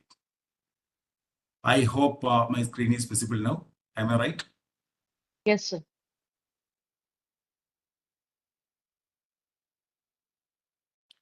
Okay. So I will start from this screen. This is my topic for this 6-day online faculty development program in exploring the role of AI in evolving media landscape and rural entrepreneurship. And we can have an idea on the status of social media. It is in 2024, the last year. And as per the information from various agencies, it is estimated that 9 out of 10 internet users now use social media. They have 8 billion people in the earth, and more than 5 billion people are using internet currently, as per the information from various agencies. And an average rate of more than 10 new users every single second, 10 more users are added to social media. So, but this number, you may not actually misinterpret this number, because social media users may not interpret unique individuals, because one particular user may not be average. I think around each people in average, they are using at least 6 platforms: Facebook, Pinterest, X, what you call Instagram, IG, depending upon their age and depending upon their necessity. So many professionals are using LinkedIn, lot of platforms they are using. And keep in your mind that social is a behavior, it is not a media channel. It is only a behavior. Then this is the update information in January 2025. Around 5.22 billion people worldwide using social media, and around 63.8% of the global population. That is the actual thing. And China has got the most social media users, 1 billion users are there. And US, it is less than China. And the second place goes to India actually. And it is estimated that people spend an average of 2 hours and 19 minutes in social media daily. Every day they are spending that much time in social media. So on average, I already told you, an average people use 6.8 different social media platforms for each month. Multiple platforms. It is not actually unique. Okay. Then this is actually a projection on what you call the social media network user growth from 2018 to 2027. You can see that the growth is actually because the number is actually nearing the population, so there will be decrease in the growth rate. So that is also happening, and the growth rate is decreasing. On 2027, currently it is in 2025 it is 4.83%, and 2027 it is expected to be 3.59%. Earlier it was higher. In 2018 it was 13.48. This is decreasing, and it is not a bad signal that it is because nearing the what you call the global population. That is a reason. And what is the main reason for using social media? And the major reason remains the same. It is to keeping in touch with friends and families, and reading news stories, and filling spare time, finding content, watching or following sports, seeing what is being talked about, making new contents, watching live streams. All these are the major reasons. Somebody is talking, I think. Major reasons for using social media in India. This is actually for India, this is the Indian behavior. Then most use of social media platforms in India. We are actually focusing on India now. It is WhatsApp actually. It's a closed platform. Then comes Instagram. Then comes Facebook. Then Telegram, Snapchat, Facebook Messenger, Twitter, LinkedIn, Pinterest, ShareChat. But ShareChat is actually found to be increasing now. So the WhatsApp is the most popular platform in India. And Instagram, which is used by people between 14 and 34. Most of the people are from this age group, and it is that much because there is no wonder, because if you analyze the India population, most of them are young, still young. India is still young. That is the main reason. Then time spent on social media, and YouTube ranks first. And more people are actually people are spending more time on YouTube. It is calculated at 29 hour 8. This is actually average time per month active users per month data. This is taken from a report called VR Social Digital India report. It is available on the internet. You can just search for VR Social Digital India report. It is actually published in January 24, and we are expecting the report for the January 25 and this by the end of this month. And Facebook ranks second with 23 hours 52 minutes. Instagram is 19 hours 50 minutes. WhatsApp is 16 hours 52 minutes. That's the time spent on. So people are actually watching a lot of YouTube videos, actually spending a lot of time in YouTube. That's a fact. And this is projected social media users by country in millions. And China, India is leading. You know that in India, it is around China, it is around 1 million now, and it is all 1 billion now, but it is India in more than 800 million now, nearly 1 million. But it is expected that that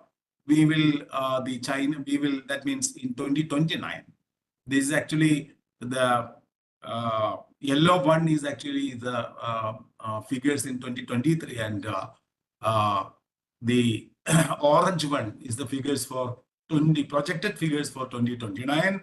And it is expected that in 2029, India will overtake China in social media users, number of social media users. The population is already higher than China now, but in social media users, it is projected that India will overtake China. This is it's a very interesting fact that India is now, even now, India is the largest connected democracy in the world.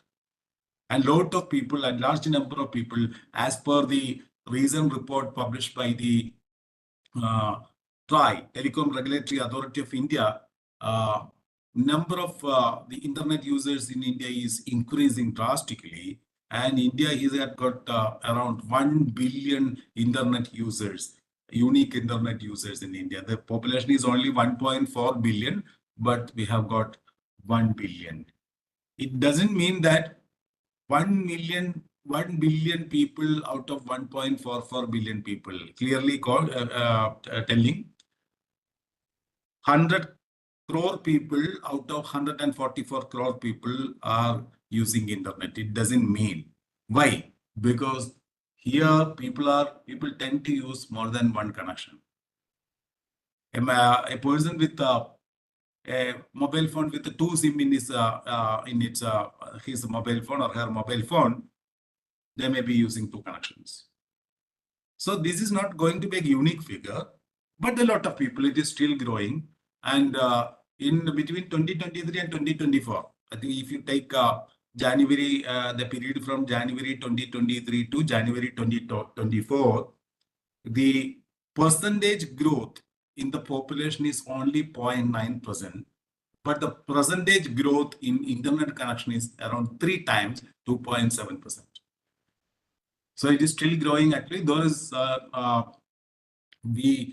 it may go beyond the population number in the coming years. Okay, that is a fact. So this is the project figure.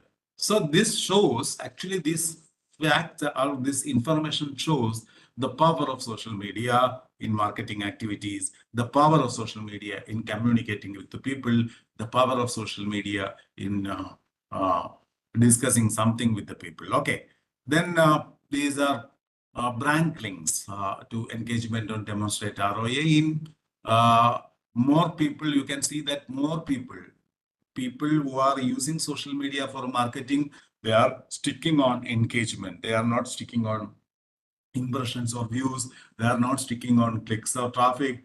And most of them are sticking on engagement, 69% engagement. Actually, 69% are sticking on engagement because engagement makes something viral. That's the principle. And the power of social media, again, you can, chat and messaging. And 96% are using social network, 92% are using search engines or web portals, 84% are using, shopping options, 58% are using maps, parking, 57% are using. So these are the, what do you call it? The pickup. This information is taken from the Hootsuite Social Media Trends report in 2023. It's a little old report. And this is the new digital habits, actually evolving digital habits in social media. The first one is visual search, and second one is microblogging fragmentation, and third one is upskilling. So these are important things. Visual search, because search is actually, earlier we are actually concerned about SEO, search engine optimization. A lot of companies were there helping people in search engine optimization. Then it went into the voice search engine optimization because people started in searching with the voice. So companies started assistants, virtual assistants. In Google, we have this Google Assistant is there. Then Siri is there in Apple, and Cortana was there in Microsoft. So people are utilizing these assistants to ask some questions, inquire about some product, or getting some information. They started using voice search. So a new science evolved voice search engine optimization. Now it is visual search. People are actually focusing on visually you can search. Like Google Lens is a product visual search. You can search with Google. Even the Amazon has got the facility. In the Amazon app, if you want to have a product, then just to click a picture of that product, you can search inside the Amazon, visual search. And even the major mobile phone manufacturing company, Samsung, is actually experimenting with Google for the visual search. Circle your search. It's a new feature where you can circle a visual to search on it. So the visual search is being popular. So visual search engine optimization is again, it is becoming popular now. Then microblogging. Nobody has time. Everybody is actually telling in a very, very short platform. So it is evolving, and AI upskilling is evolving. Everybody is interested in AI upskilling. And as per a recent report by the Stanford University, the birthplace of AI, every year they publish a report on status index report of artificial intelligence every year in June. In this last year, it came on June 2024. And in this latest report, published in June 2024, the Stanford University says that India ranks first in the number of skilled people in AI as listed in LinkedIn. Among all the global countries, India has got the maximum number of AI experts listed in LinkedIn. So AI upskilling, everybody is actually looking for the AI upskilling in every segment. Even the government is initiating this thing. Government has got a website called india.gov.in, indiaai.gov.in, and a lot of activities are going on this area. Every segment, this kind of upskilling is happening. Okay, and the streaming is another one. Audience streaming size is also increasing. OTTs are coming, subscriber video on demand is coming. All these are happening. And the YouTube advantage, as I said earlier, people are actually spending a lot of time in YouTube. And the major content categories watched by YouTube users are comedy, music, entertainment, culture, and how to. These are the important things. And 500 million views of learning related content on YouTube every day. People are using YouTube to learn something. And it is an actually interesting factor that 64% of the creator videos are over 10 minutes long in YouTube. And 81% of the video viewing occasions get almost people's attentions. And these are very, very, very important, especially for YouTube figures. You need to keep it. This is actually, this information is taken from various reports. And the social media performance loop, you can, what are the important things about the social media? And when you create content for social media, keep this in your mind. Insight, action, and impact are important, because what insight can find on social media that can inform the right actions to drive business impact. That means increasing the number of posts in social media may not do anything, may not bring to you anything. First you need to understand your customers. Then you need to create a strategy upon it. Then only you start creating content. So keep this mantra of these three words, that is insight, action, and impact.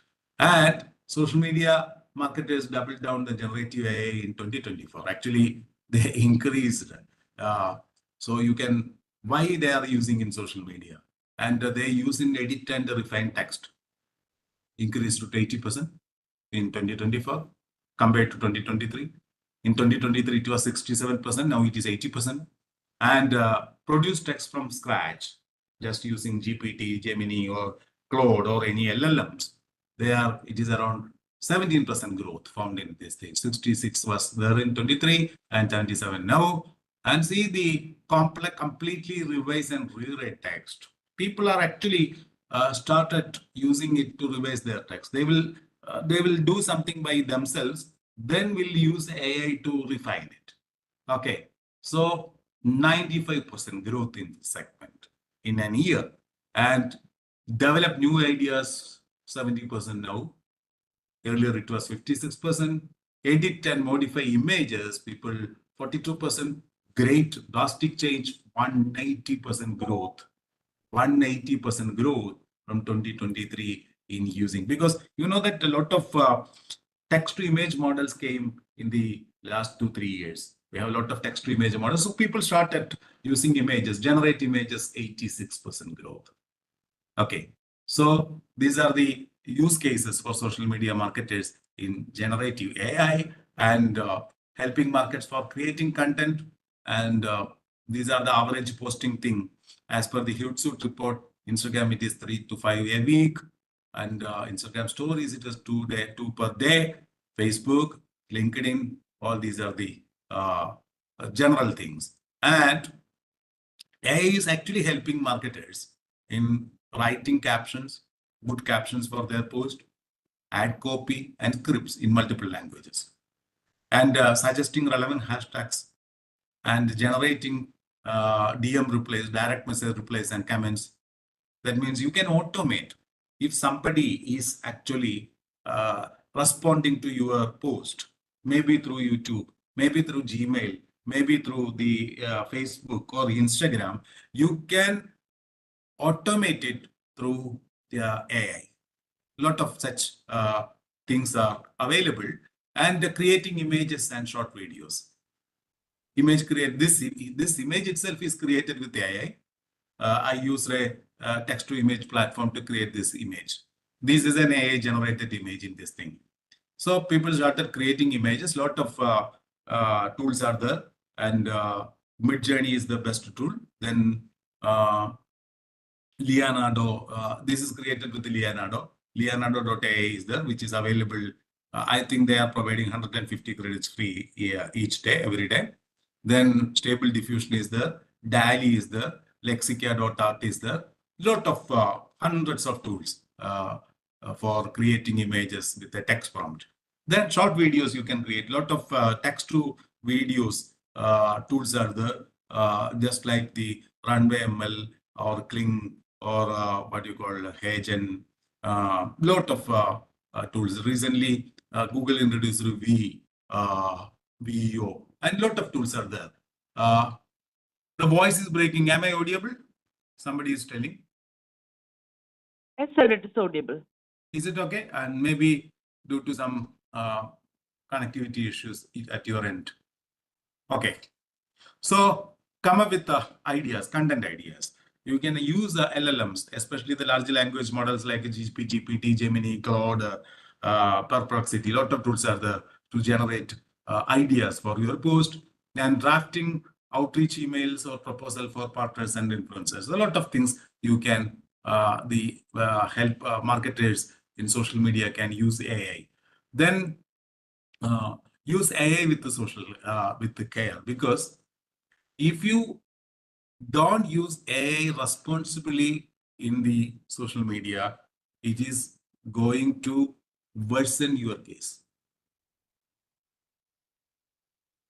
For example, the responsible use, by understanding the need of your audience, understanding your promotional requirement, and without understanding and without using AI responsibly in this way, and it will create some issue.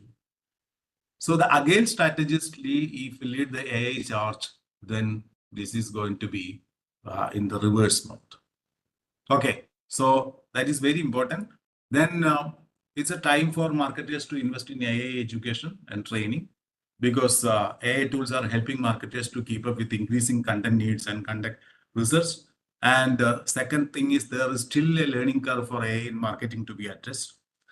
And third one, because every organization is now conducting training, upskilling their people in using AI responsibly. And AI, third one is, AI has changed how people search and how brands need to think about their online presence. So these things are much important in this case. And social media content creation using AI, we have a lot of recommendations in this segment. First one is train your AI tools. Depending upon the use, you need to train your tool effectively. So depending upon your data, depending upon your understanding, you can train your tool. Try using the same tools repeatedly so they learn your style and voice over time. Second, first one. Supply your company style guide to align AI with the brand standards. You need to teach AI. Provide website and blog content to help with the accuracy of promotional messaging. Because you can teach AI tool with your own content so that AI can respond accurately. Specify preferred content formats and structures to maintain the consistency. You can tell AI that I need in this format, I need it as a bullet at least, I need it as a paragraph, I need it in a casual language, I need it in a conversational form. In which form you require, you can teach AI. For AI image generators, upload brand approved visual elements so that you can create. Sometimes maybe you have a color scheme for your brand, a logo for your brand, everything. So you need to teach AI with this information. So never skip human reviews, that is and approval. That is much important.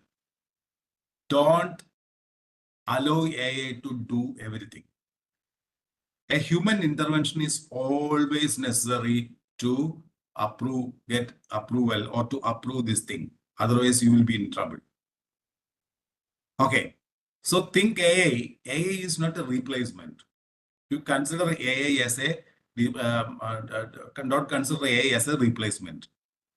Don't consider AI as a destination. AI is not a destination. AI is only a vehicle to speed up your process. It will help you to speed up your process. So use AI in that responsible manner. Second thing is play around with all features. All AI tools, a lot of features are there for ChatGPT. Lot of features are there for Midjourney. Lot of features are there for Kling. So experiment all new and old features of these tools. And explore all these features on daily basis. Test tools, test and identify the tools or features that is useful to you. And use the repositories to find an appropriate tool. Because a lot of repositories are there. There is a wonderful repository called AI tool repository called there is an AI for that.com. Somebody, I think somebody in this group can type it in your message. There is an AI for that.com. It's a very beautiful AI repository, generative AI tool repository, where you can find a tool with AI. You can visit this website. There is an AI for that.com website. And just search for, if you want to make a PowerPoint presentation, or if you want to make a short video, or if you want to make an image, if you want to make a social media post or Instagram post or Instagram reel, if you want to make a LinkedIn post, then search for a tool in this. There is an AI for that. This tool, this platform will bring you a lot of tools ideal for it, AI tools ideal for it. So generative AI tool repository. Use repositories. There is another one called opentools.ai. Opentools.ai is another one. Lot of such repositories are there. Make use of repositories to find an appropriate tool for you. That is very important. I'm going very fast because I'm getting only 1.5 hours. This is very short time to teach this topic, but going in a faster way. And anybody has got some issue with this thing, then you can ask in the I'll give you 10 or 15 minutes in the end to ask questions. So otherwise you can keep posting your questions on the chat box. Okay. Then third one is develop AI skilled manpower. Upskilling people is one of the main challenge of AI. Every organization is now doing it, including government. In Kerala government, task force for AI is that. In central government, they have a strategy. It is available on the Nidhi Aayog website. And every organization is now, CSIR is doing something, LXDPO is doing something, education, NCERT, education department is doing something.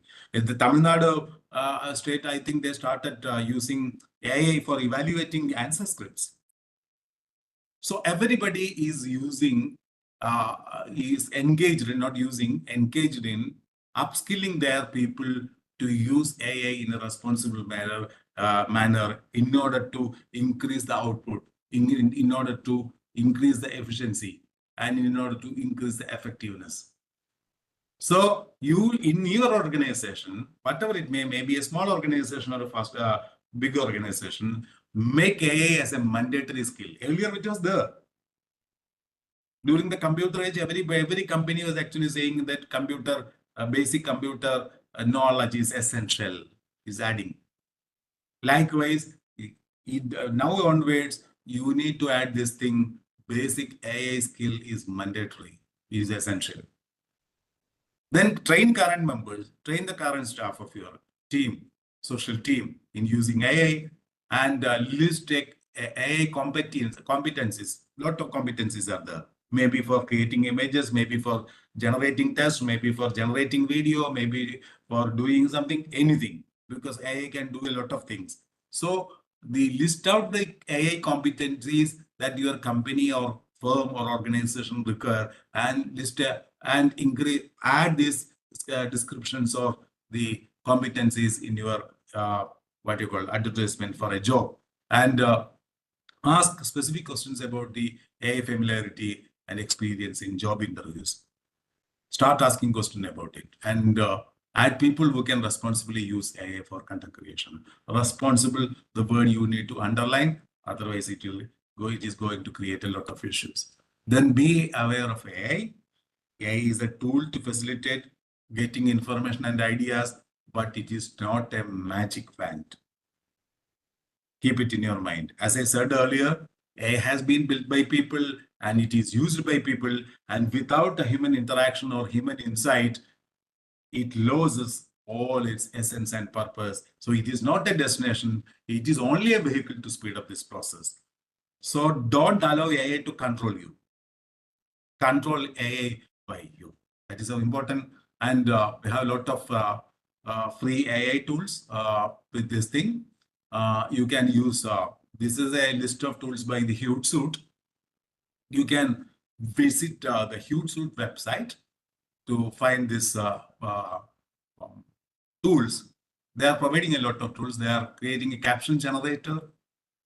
You can use a hashtag generator, YouTube video description generator. They are providing YouTube title generator. They are providing username generator, social media bio generator, blog ideas generator, content ideas generator. All these are the tools provided by the Hootsuite platform for free.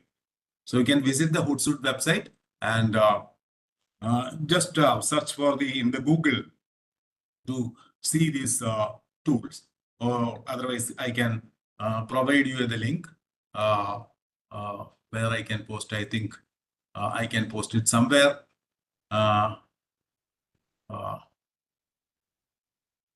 Or you can just search for in Google. You can search for Hootsuite free AI tools, and you will end up in a free social media tools thing. I can get this link and post it in here. I think maybe in the application.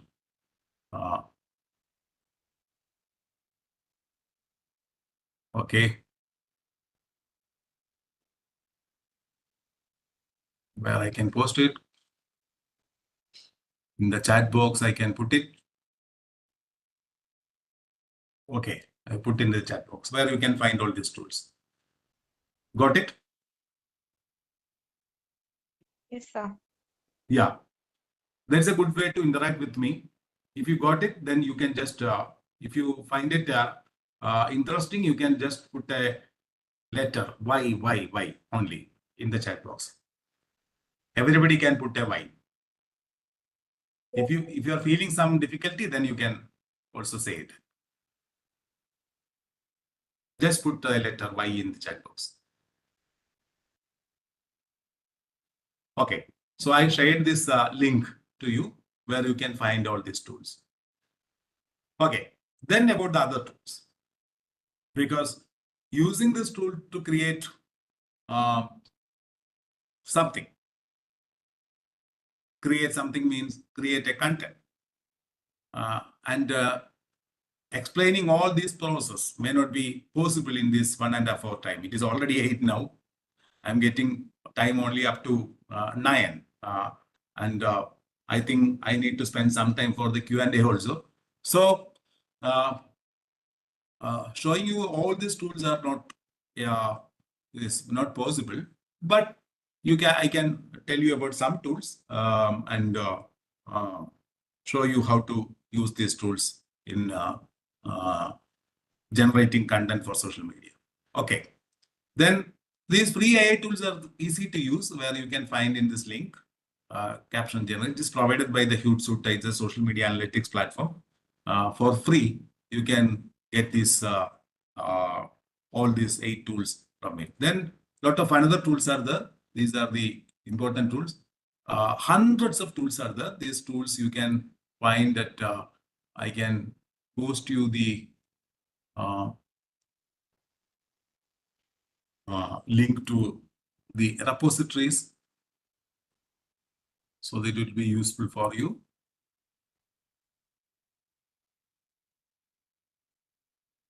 That is, there is an AI for that.com posted in the thing. The another one is Open Tools.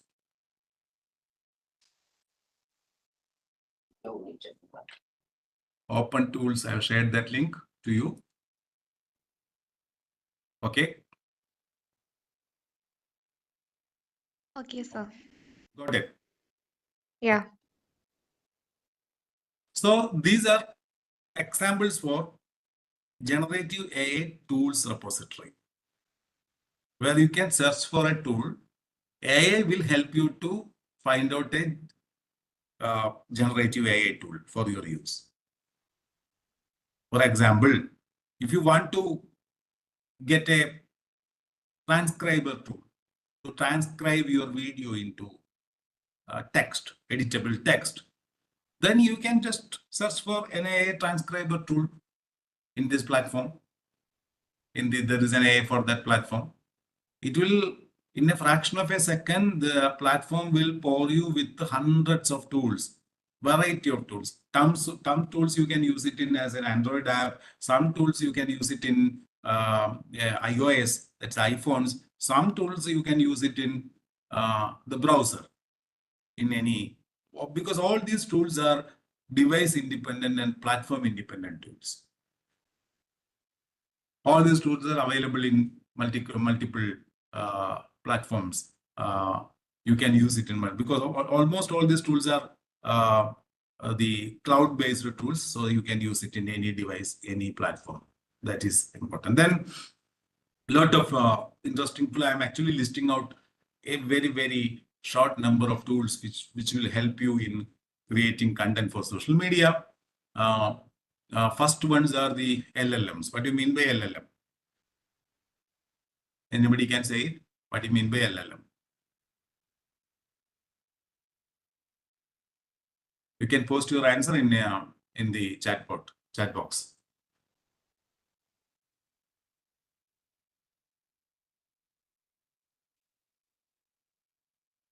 Oh, yeah, very good. Suguma Menon, thank you. Large language model. So the large language models are one of the, what do you mean by large language model? Is an AI model capable of handling the natural language in a very beautiful way. Am I right? Okay. So large language models can be utilized for creating scripts, getting ideas, editing your text, lot of things. Lot of use cases are there even for the large language models. And the first 3 are examples for large language models: ChatGPT, Google Gemini by the Google, and the Claude.ai. Then there are other language models you can, AI models you can use. Meta AI, which is available in your WhatsApp.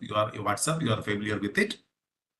Claude is an excellent tool, and there is a platform, a high-speed platform, which is called Grok, Grok.com. And another one is Copilot. Copilot is actually GPT itself. You can go to the copilot.microsoft.com to get it. Copilot. Cloud, you can get it at Cloud, C-L-A-U-D-E, cloud.ai. Okay. Then open LLMs are there, just like the provided by the LLM provided by this community, AI development community, which is also available. Which is, I can share that link. If you want to get all these links, I can share this link. Cloud is cloud.ai. Then open community is Hugging Face. You can get it this at Hugging Face. Okay. Then another one is meta.ai.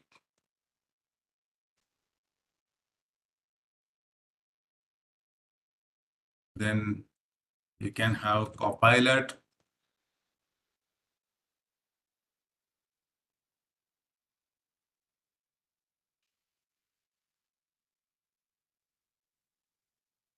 Copilot. Then you can have this Perplexity, which is actually research centric. Then you can have Gemini.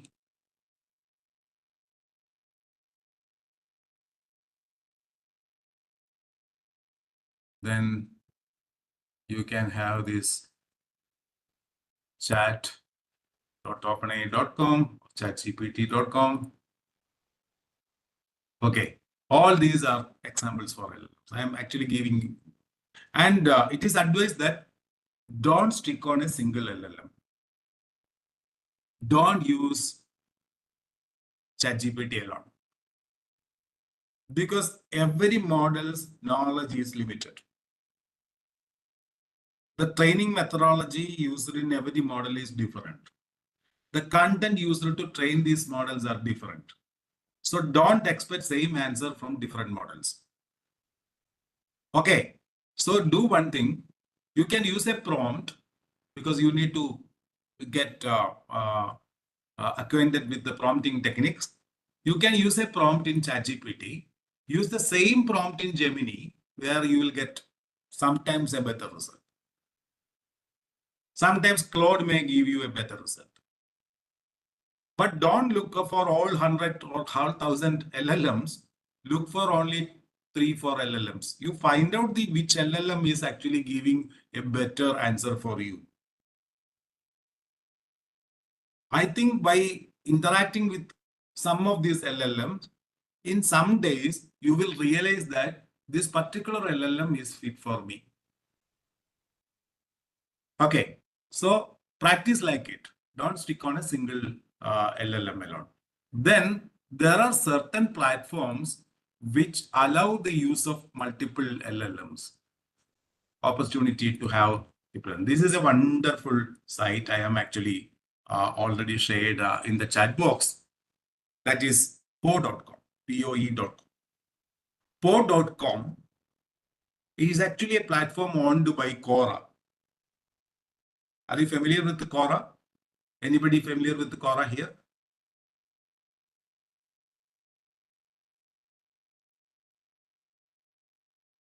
Nobody. Okay. Sushank, Quora. Okay. Thank you.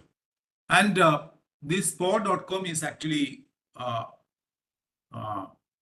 managed by them, where you will get all these models, multiple models. You will get Grok Beta, you will get Cloud Sonnet, you will get GPT-4o, Oven, 11 Labs, Oven Mini, lot of things, and other image generation boards. You can get Imagen 2, Luma Photo, Flax, Playground, Ideogram, Stable Diffusion, and audio video tools like Runway, Dream Machine, Pika, then Cartesia, and popular other popular AI boards. It is available in this platform. This is a multi-tool platform where you can get all these things.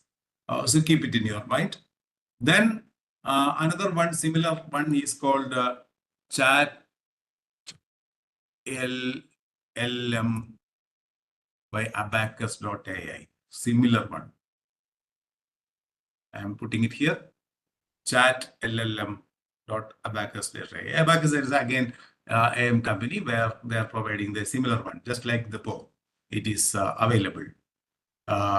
It is thing. Then if you want more tools on especially supporting Malayalam, there is a demo website called anuvadini.actindia.org. It is only a demo website. Don't expect much performance by these tools from there, because they are providing a very, very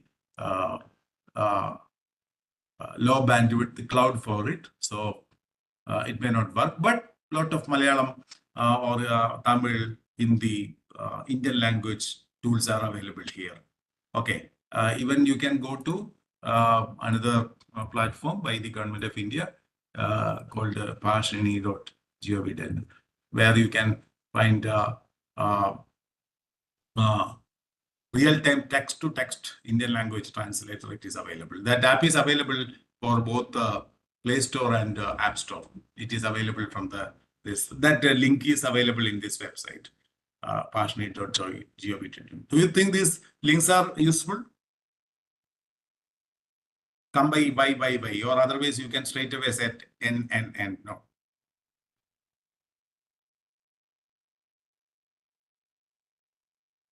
Okay, just to have your reaction, because I want to give you something relevant. That's only the thing.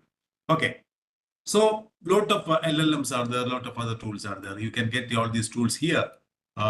Then multiple platforms are there. As I listed here, Oli Writer AI is a social media writer. Actually, some LLM is working behind it. It's a tool provided by the Hootsuite, a social media analytic company. They are providing this thing, but it is not a free tool, completely free tool, but you can use to a certain extent. But you can use to have some post, create good posts for ideal for LinkedIn or Instagram and this content for this thing. Then Jasper is another one, Copy AI, Beautiful AI, all these are. Canva is again a multiple social media content creation platform, which is available for free, but AI features are there. It is important that AI features are not free in Canva. Canva is not providing the AI free. Joby Jacob is asking for some link. Which link, Joby? Which link you want?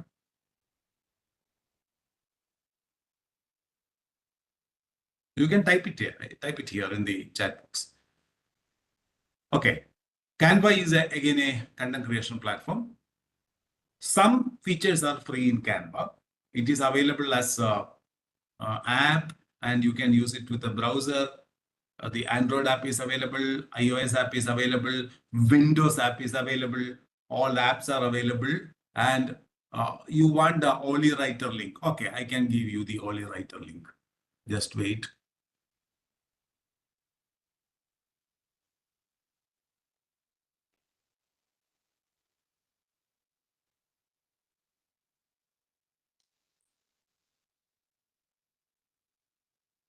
Okay, I'm posting it, copying and posting it.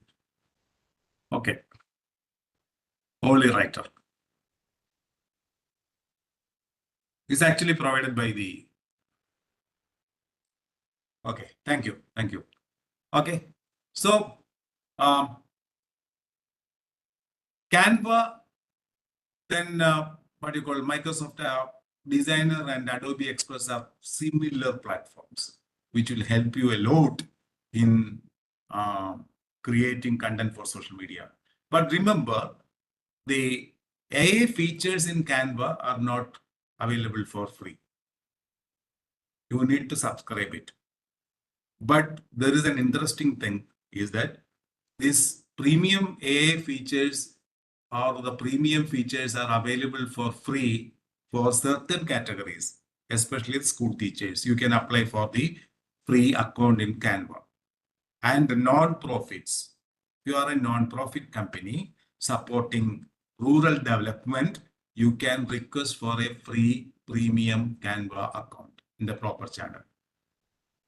So Canva is free for thinking, and Adobe Express is again a similar platform, content creation platform, where you can create social media post.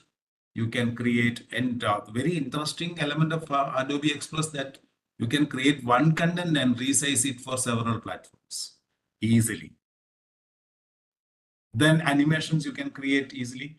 Short videos you can create easily. Okay. So all these platforms are helping you to create content. These three platforms are very much important in creating social media content.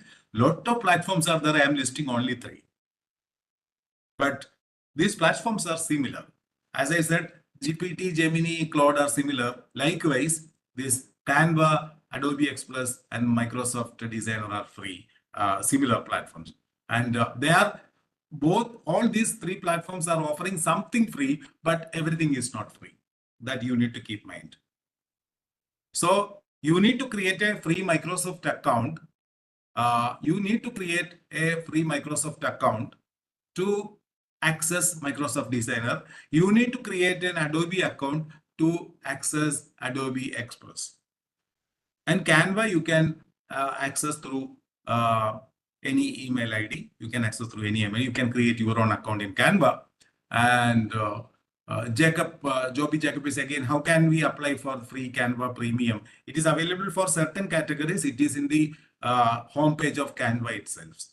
It is, the information is given in the Canva. I can share the link to you. You can go to Canva,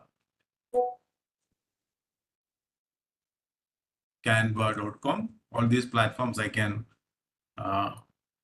put it in the chat box. This is Canva.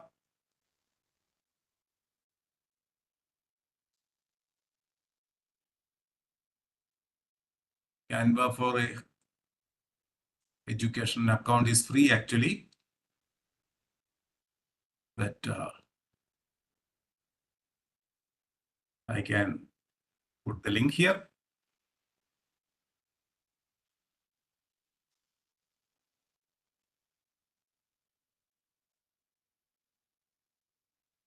And Canva for non-free are free.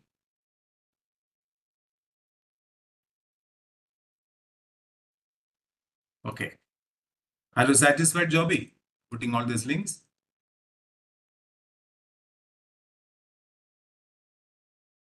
And this is Adobe Express.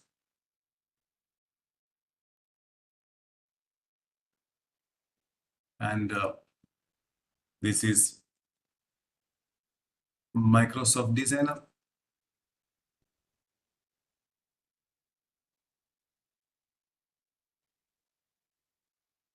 Okay.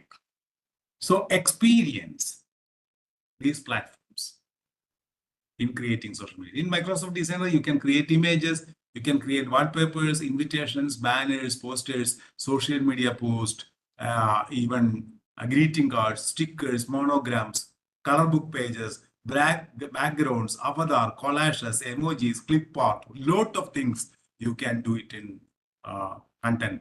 You can do it in Microsoft Designer. You need only a free Microsoft account. You can visit Microsoft.com and get some Hotmail or Outlook account, and a lot of things you can use it. And Adobe in Adobe Express, you can go to the Adobe Express website and you can make a lot of things in Adobe Express. In Canva, you know that you can have mobile video, Instagram post, then presentations, social media posts, videos, printables, lot of opportunities are available, and something is available for free, but all features are not available for free. Certain features are under the paywall, and you need to subscribe it. It is actually comparatively cheaper, and they are providing around a yearly subscription for an yearly subscription of around 4,000 rupees, I believe. Then in Adobe Express, you can also create social media post, documents, video, photo, and lot of generative AI features are there. For suppose if you want to fill your content with the rose flowers, you can easily generate it in new Adobe Express. All these features are not alike, and the important thing is that features are different to platform to platform. So as I said earlier, don't stick on a single platform, then use multiple platforms. Okay, then we will go to the, okay, are you benefiting? Nobody is telling nothing. Yes, sir. Sure. Anything? I can break for 1 or 2 questions now.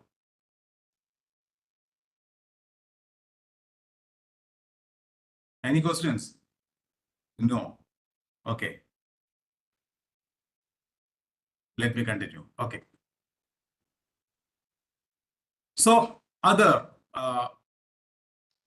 platforms are the Runway, ML, Videograph, Sora, and Kling are alike. That means they are text to video generators. They can generate. Sora is by the OpenAI itself, the creators of ChatGPT, and Runway ML is another one, and Kling is another one, where you can create. Everybody is actually giving something free, not all free. All these are paid platforms, but they are giving something free. That where you can use these platforms to create content.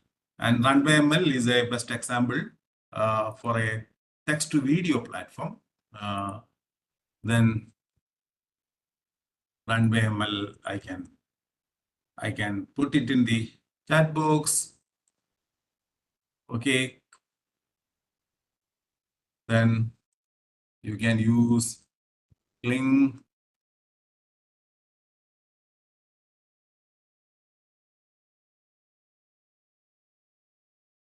Okay.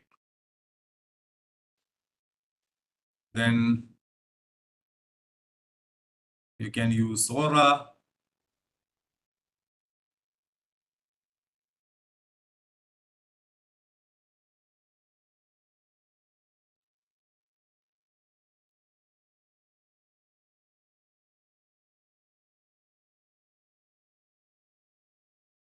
You can go to Sora.com.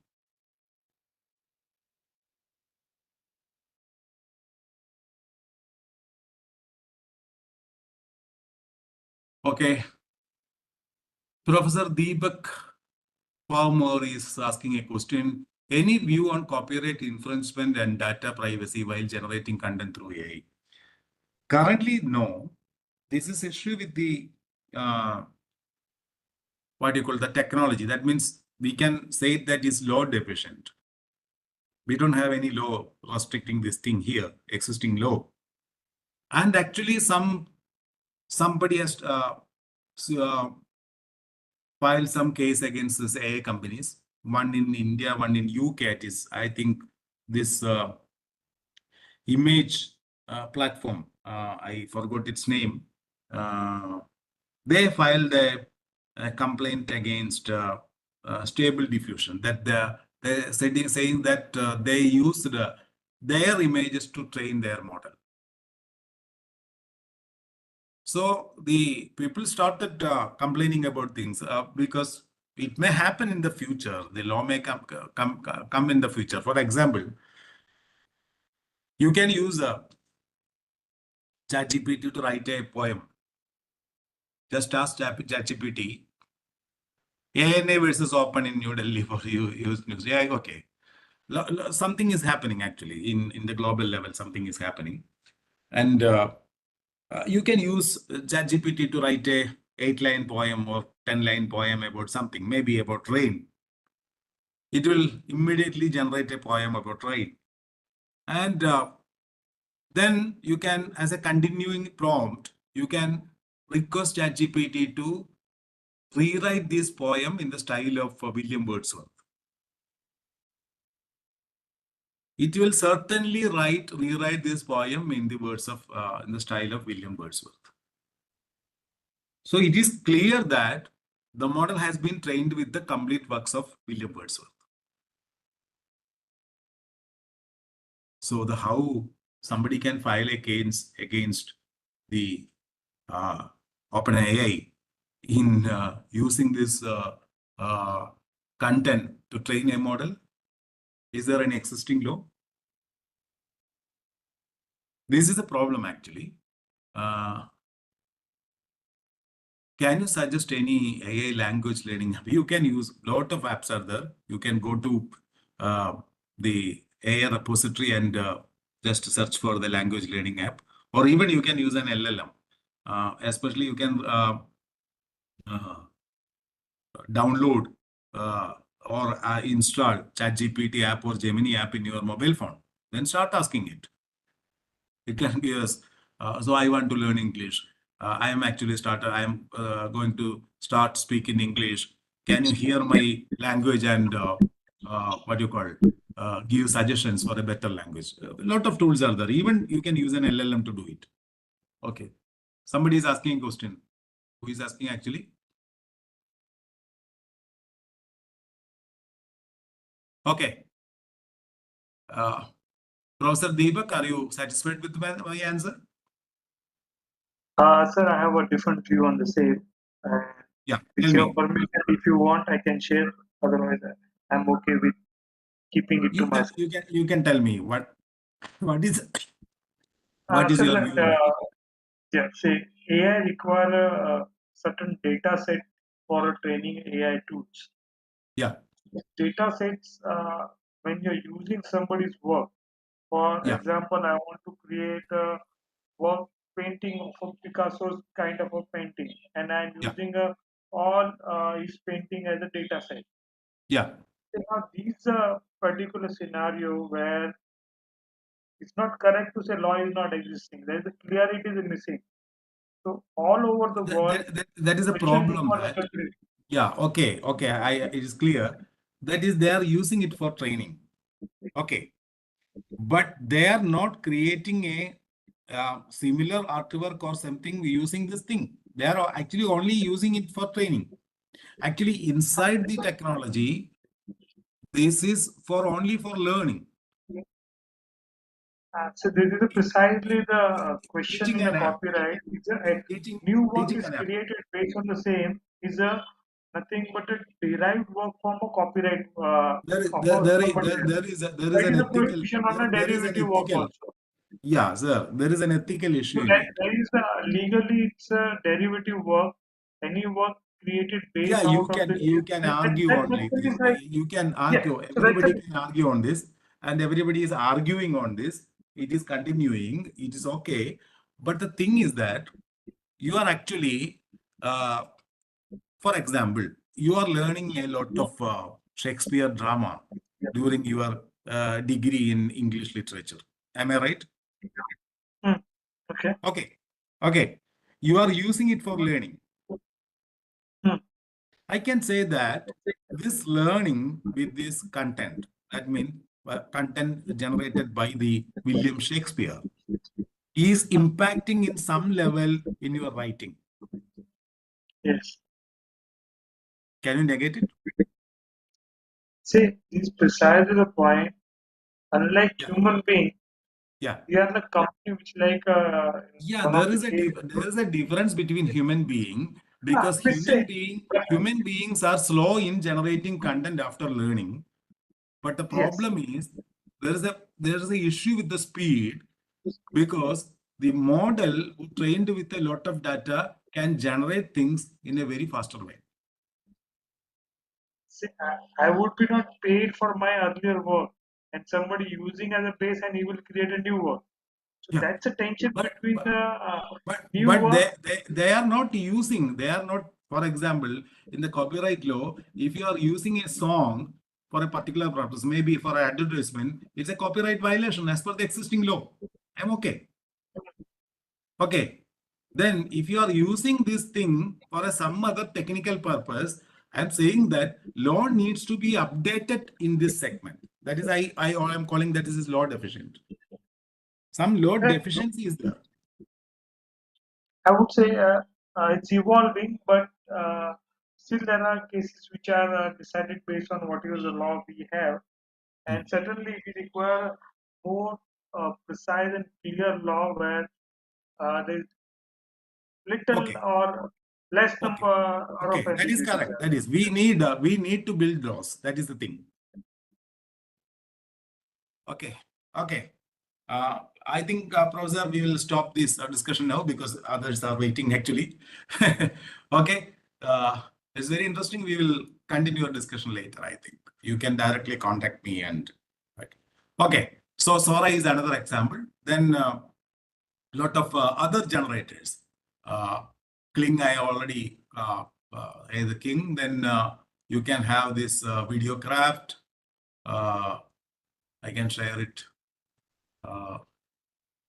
Videocraft.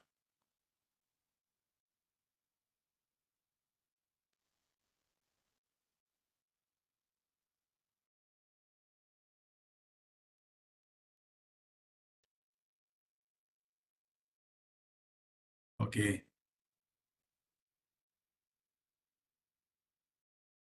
Then VEO by Google, VEO3.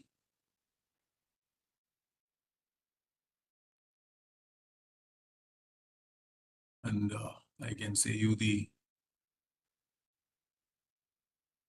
VEO3 link. Kindly, Suman Kumari is saying good evening. Kindly suggest some best AI tools for research purpose, like writing research paper data. It is not, this is not a place to share it because you can use AI to speed up your research. That is for true. But it's very difficult to say some tools, list of tools, and giving even a list of tools is not going to benefit you because it takes a lot of time. Because we are conducting workshops for people in using AI in teaching, learning, and research, academic research in universities. Last year, conducted digital university in Kerala, conducted one for other university. And conducted one for the Calicut University. Then it takes at least 7 days, a week time. And I think the next week in February, 3rd week, I am conducting one at Mark Basilius Engineering College in Thiruvananthapuram. Same thing. So it is not easy, Suman Kumari. It is very, very difficult because a lot of tools are there. And getting the names of tools alone is not going to benefit you. Because knowing a tool and learning to use that tool responsibly in your area is something different, where you need to invest some time to learn in that way. Everybody knows how to use ChatGPT. Everybody is using ChatGPT, but only certain people know how to effectively use ChatGPT in their area, maybe in marketing, maybe in research or something. So knowing a tool, for example, if you give a bucket of paint and a brush, everybody can paint a wall. But if you give the same tool to an artist, he can generate a painting. He can draw a painting with the same tool brush. So something different. And sorry for it because it takes a lot of time. We have very, very, very little time on it. Okay. Thank you. We will meet on some other workshops like that. Okay. VU and Imagine, then I can share a post of blog post by the Google here, where you can read more about their Imagine and VU products. It's currently, something is not currently public, but something is public. Okay. Then you can have the other set of tools, that is imaging tools. All these are image journey is there. Which is not available free. So I am not sharing this link to you, but it is a very interesting tool, but you can use Leonardo. Leonardo is actually giving 150 credits a day free, where you can create good quality images and shade it. Then you can use Lexica.art.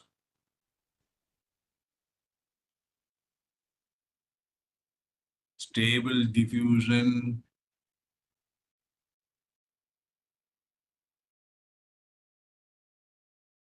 You can go to imagine.art, getting these links. Go to open art.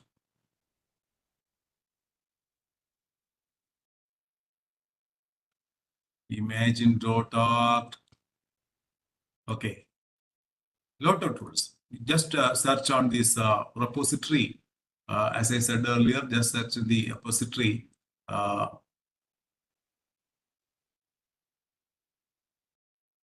Just search in the repository to repository means there's an AI for that or platform like this where you will get hundreds of tools. Just search for text to image tools. You will get hundreds of tools. You can have a very interesting recent tool is called Flux AI.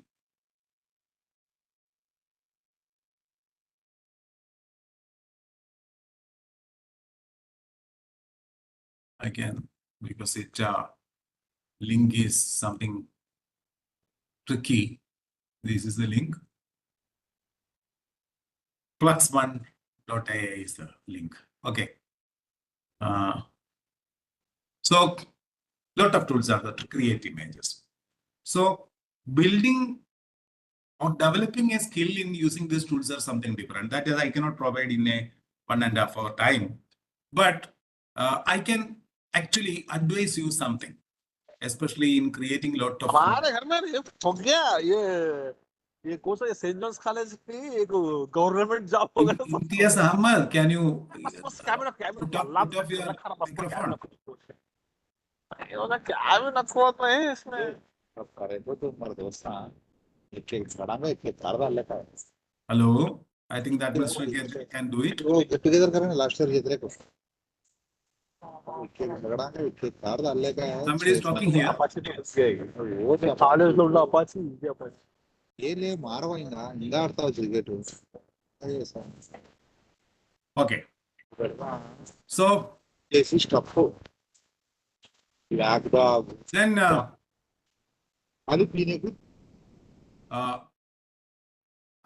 already explained a lot of tools in this thing.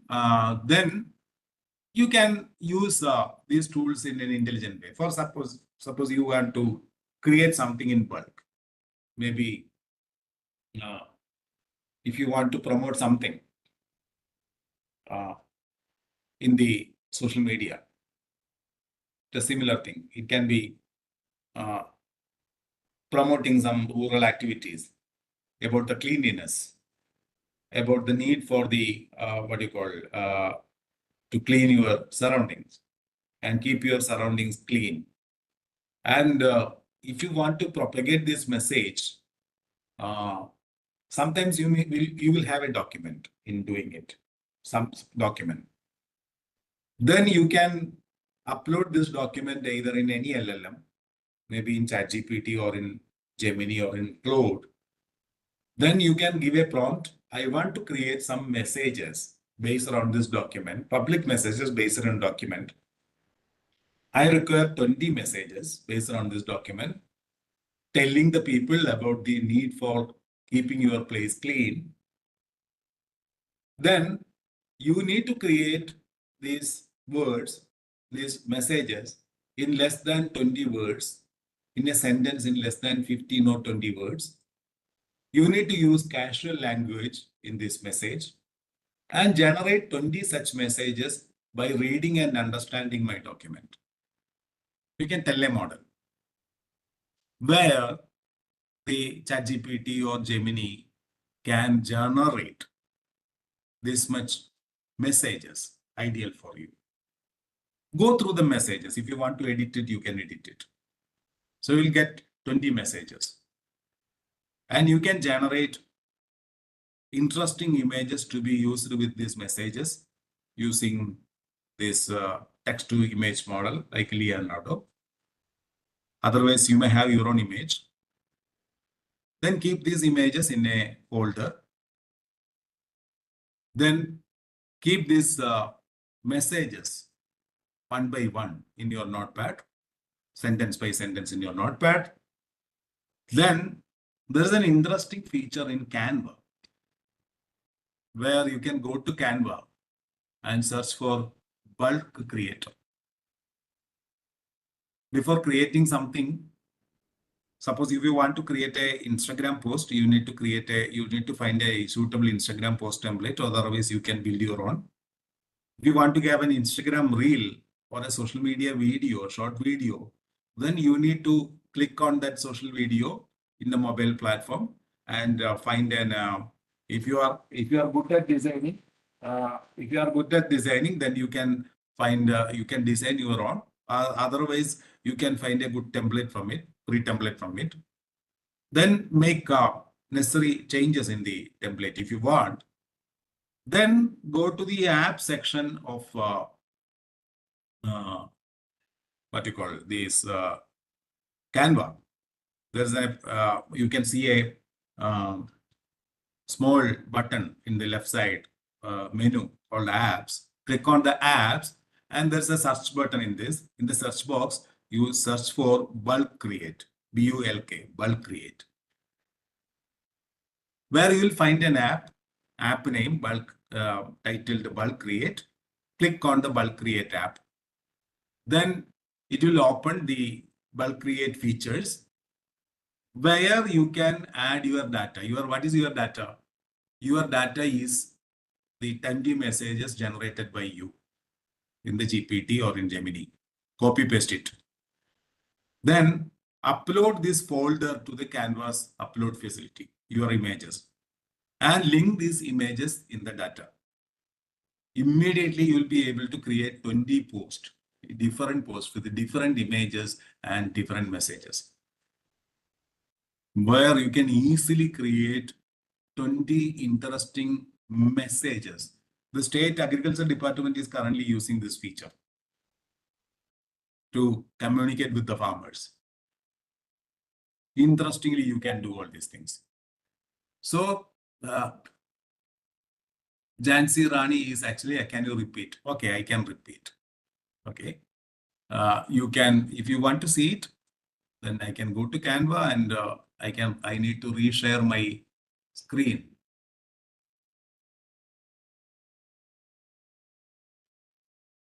Okay. 1 second. I need to get it.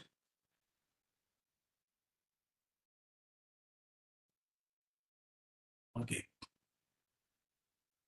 Where I need to reshare it.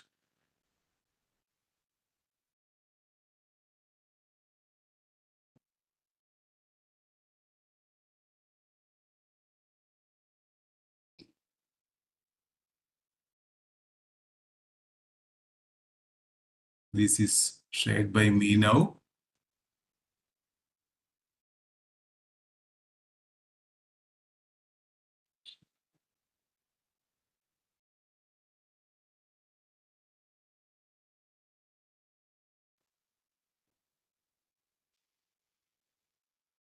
I need to share my sharing something else, my Google Chrome. Okay. Are you seeing Canva now? Yes, sir. Okay. Then I'm going to ChatGPT. I don't have an email, what do you call document with me. So I am just asking, generate 20 messages to teach rural people in India about the need of keeping their surroundings clean.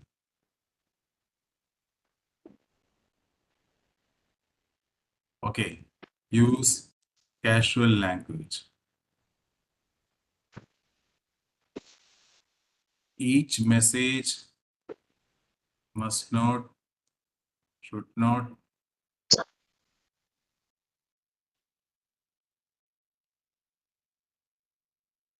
go beyond, keep each message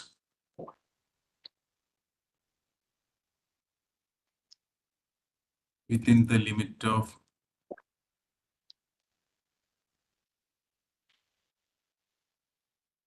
15 words. Okay, just running this thing.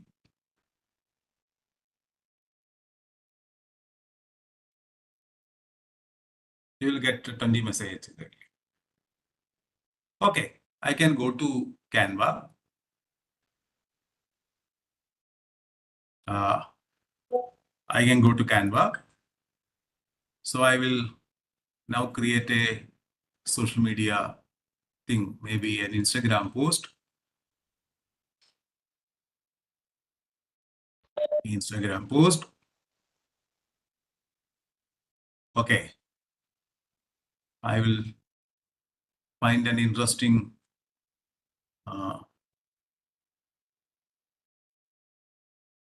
template here. Maybe a template. I can use this template. I can edit the unnecessary thing here. I don't want this thing. Okay. I can change the message as well. Okay. I'm using this template. And I'm going to, if you want to upload your own images, then you can use these uploads and upload your entire image, and then you need to keep it in a separate folder. Then click on the apps button and search for bulk create.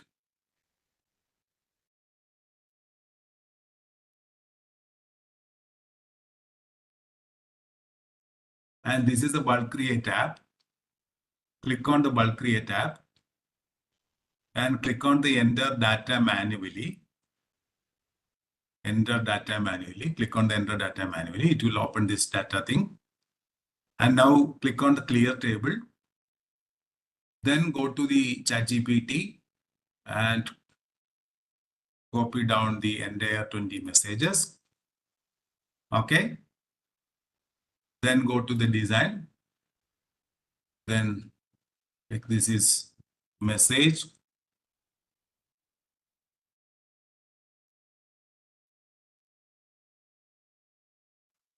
And post the entire messages here. I have 20 messages here. Okay.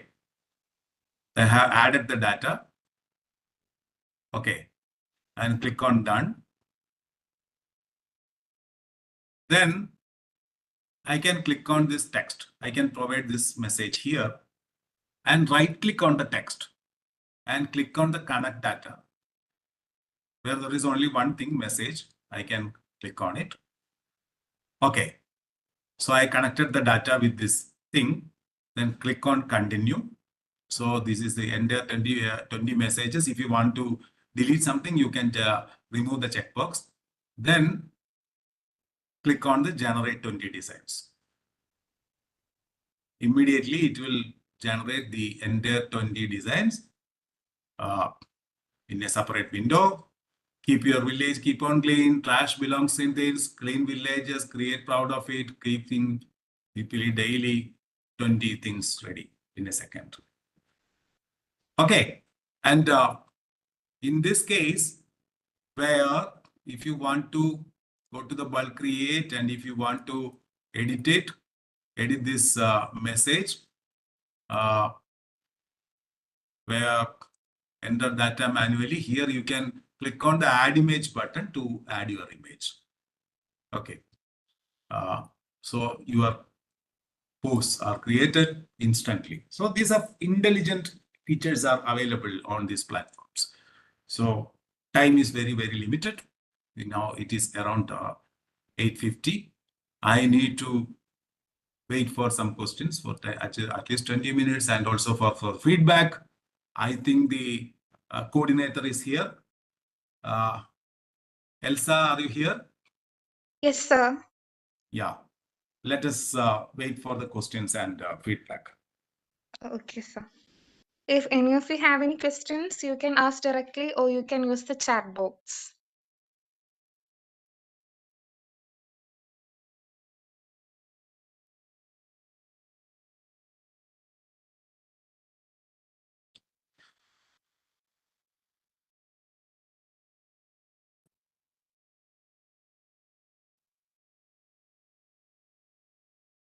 Okay, you can put your feedback here in the chat box. Sincere feedbacks.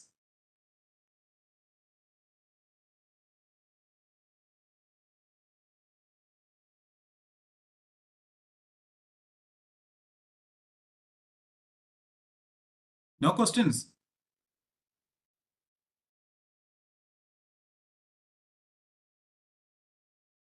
Ramya is asking, sir, how can we learn different tools? 1 second. How can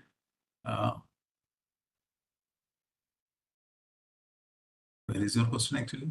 How can we learn different tools for usage of? How can we learn different tools or usage of ChatGPT? Okay, you need to take spend some time, Ramya. Otherwise, it's not possible. That means identifying a tool and mastering a tool are different things. So spend some time. Lot of courses are available. Online courses are available about the use of ChatGPT, effective use of ChatGPT in your segment. You may be using it for some marketing purpose. You may be using it for content creation, social media content creation. You may be using it for social media research. And an advocate may be using it for finding something related to him. So everybody is using it in different context or the different use cases. So you need to practice it in which use cases you are using and which way you need to approach this. In ChatGPT is a very powerful tool where you can have analytics, data analytics, mathematics, even reasoning, anything you can do. And if you want to learn Canva or any tool like this, you can make use of an interesting AI tool called AI Studio by Google. In AI Studio by Google, there is a feature called the Stream Online feature, where you can even prepare what you call tutorials, video tutorials easily, and get this AI Studio, get this tool. It's free actually. You can click on the Stream Online, and you can open Canva in one of your Chrome feature. In AI Studio, you can connect your microphone, and just like in a Zoom or WebEx or in Meet, you can share your screen there, video screen there. And that's just to start asking the model, I want to make a YouTube thumbnail for my recent video in YouTube. Can you help me to do it in Canva? Just ask. Then the tool will tell you about how to use. It will tell you go to this, click on this thing, get a search for this YouTube thumbnail format. Okay, then you click on this select a template. If you don't want a template, you create your own. It will guide you to how to use this tool to make a YouTube thumbnail. That is how to use Canva into YouTube thumbnail. It will teach you. So A is in that level where you can use beautifully. Make use of these things, Ramya, where you can learn. So then after creating a video content in YouTube or any other platform using AI, is there a way to know whether there could be any copyright issues related with our content before posting it? It's YouTube itself will tell you. When you post something, YouTube itself will tell you. YouTube has got some copyright control feature which will tell you about it. Any other question?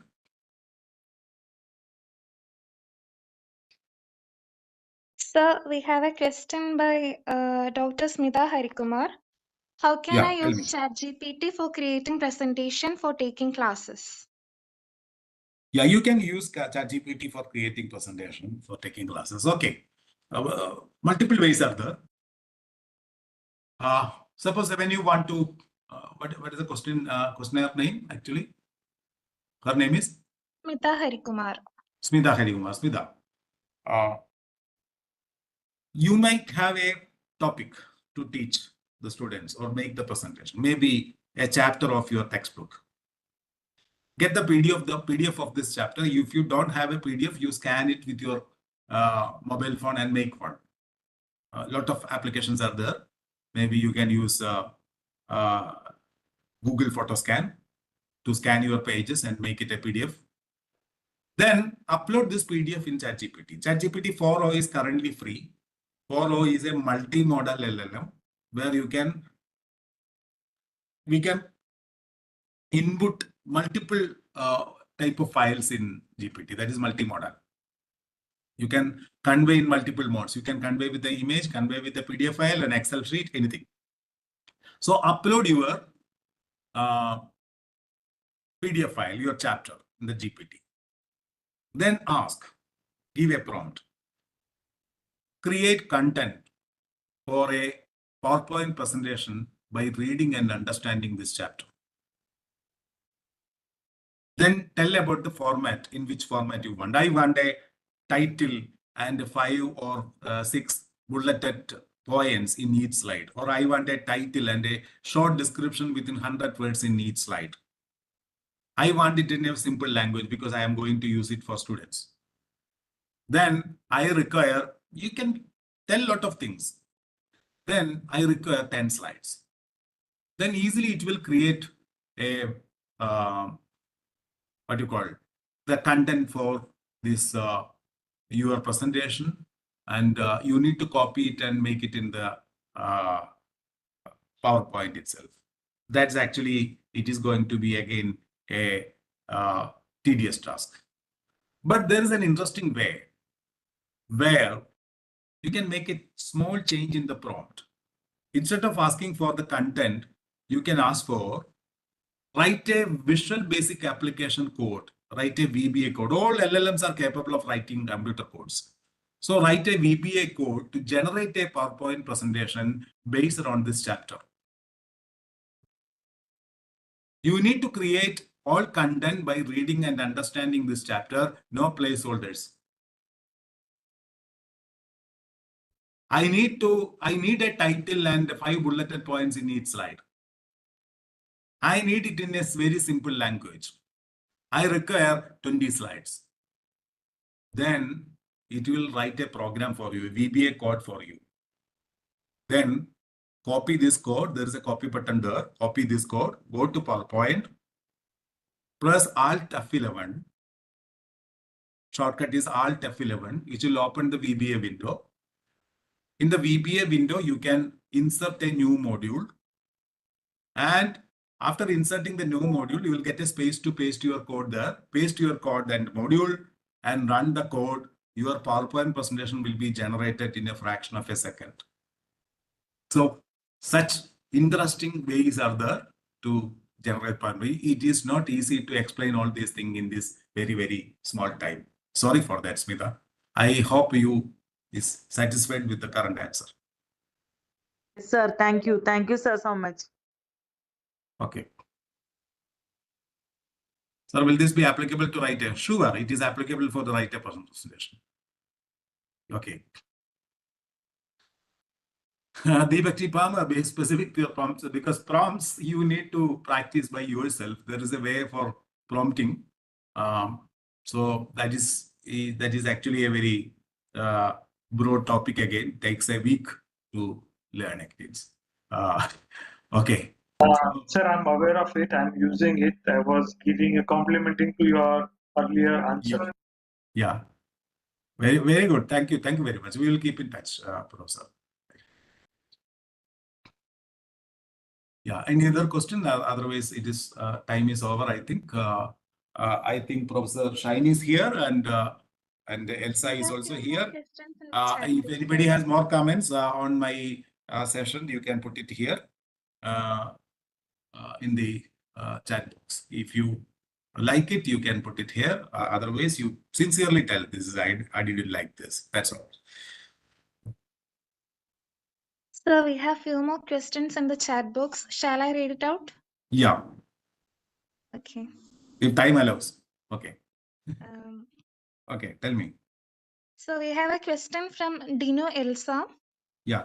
After creating a video content in YouTube or any other platform using AI, is there a way to know whether there could be any copyright issues related with our content before posting it? I already answered it. YouTube itself has got the facility. While using YouTube Studio, when you upload the content, there is a way to add your title, description, tags, everything.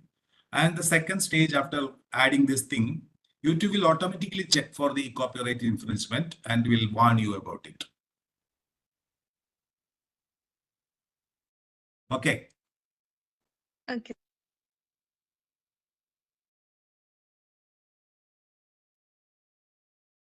If it is copyrighted, there are two ways.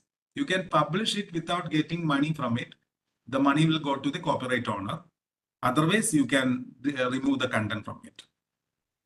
That's a way.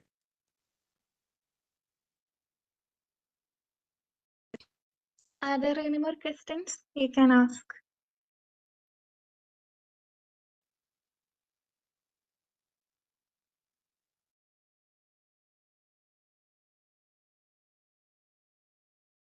Okay. Nobody is asking. Then we will close it now. Everybody maybe try it after the 3 hours, I think. So shall I conclude the session, sir? Okay, sure. You can conclude, and if somebody has got some what you call your feedback form is already given, then not an issue. Otherwise, you can put it in the chat box. Okay, thank you very much. And I think Dr. Shine is here to tell a word. Dr. Shine, are you here?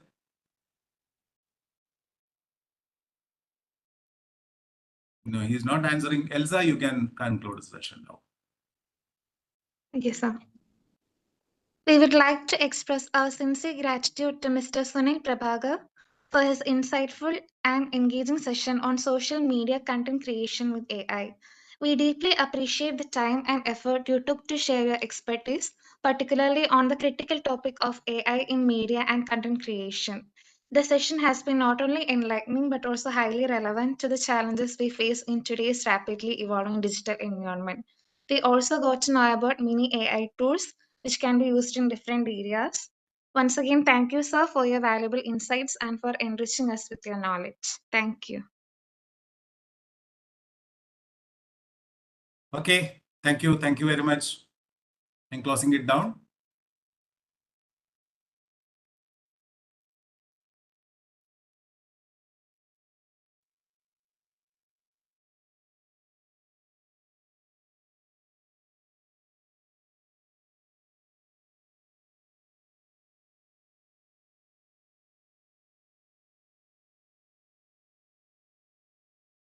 Now we have concluded with the third day of our FDP.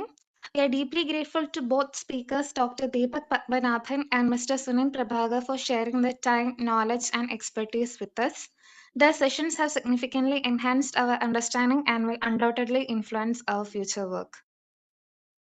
Please make sure to complete the feedback form for both the sessions available in the chat box. This is necessary to mark your attendance.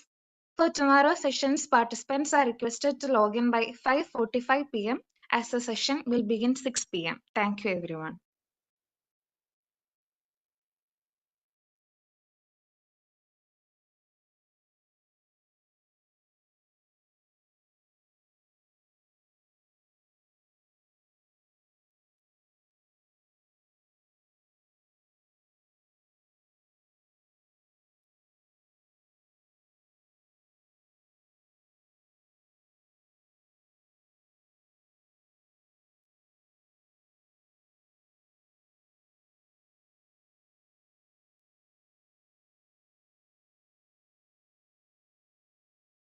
Everyone, please kindly fill the feedback form before we close the meeting.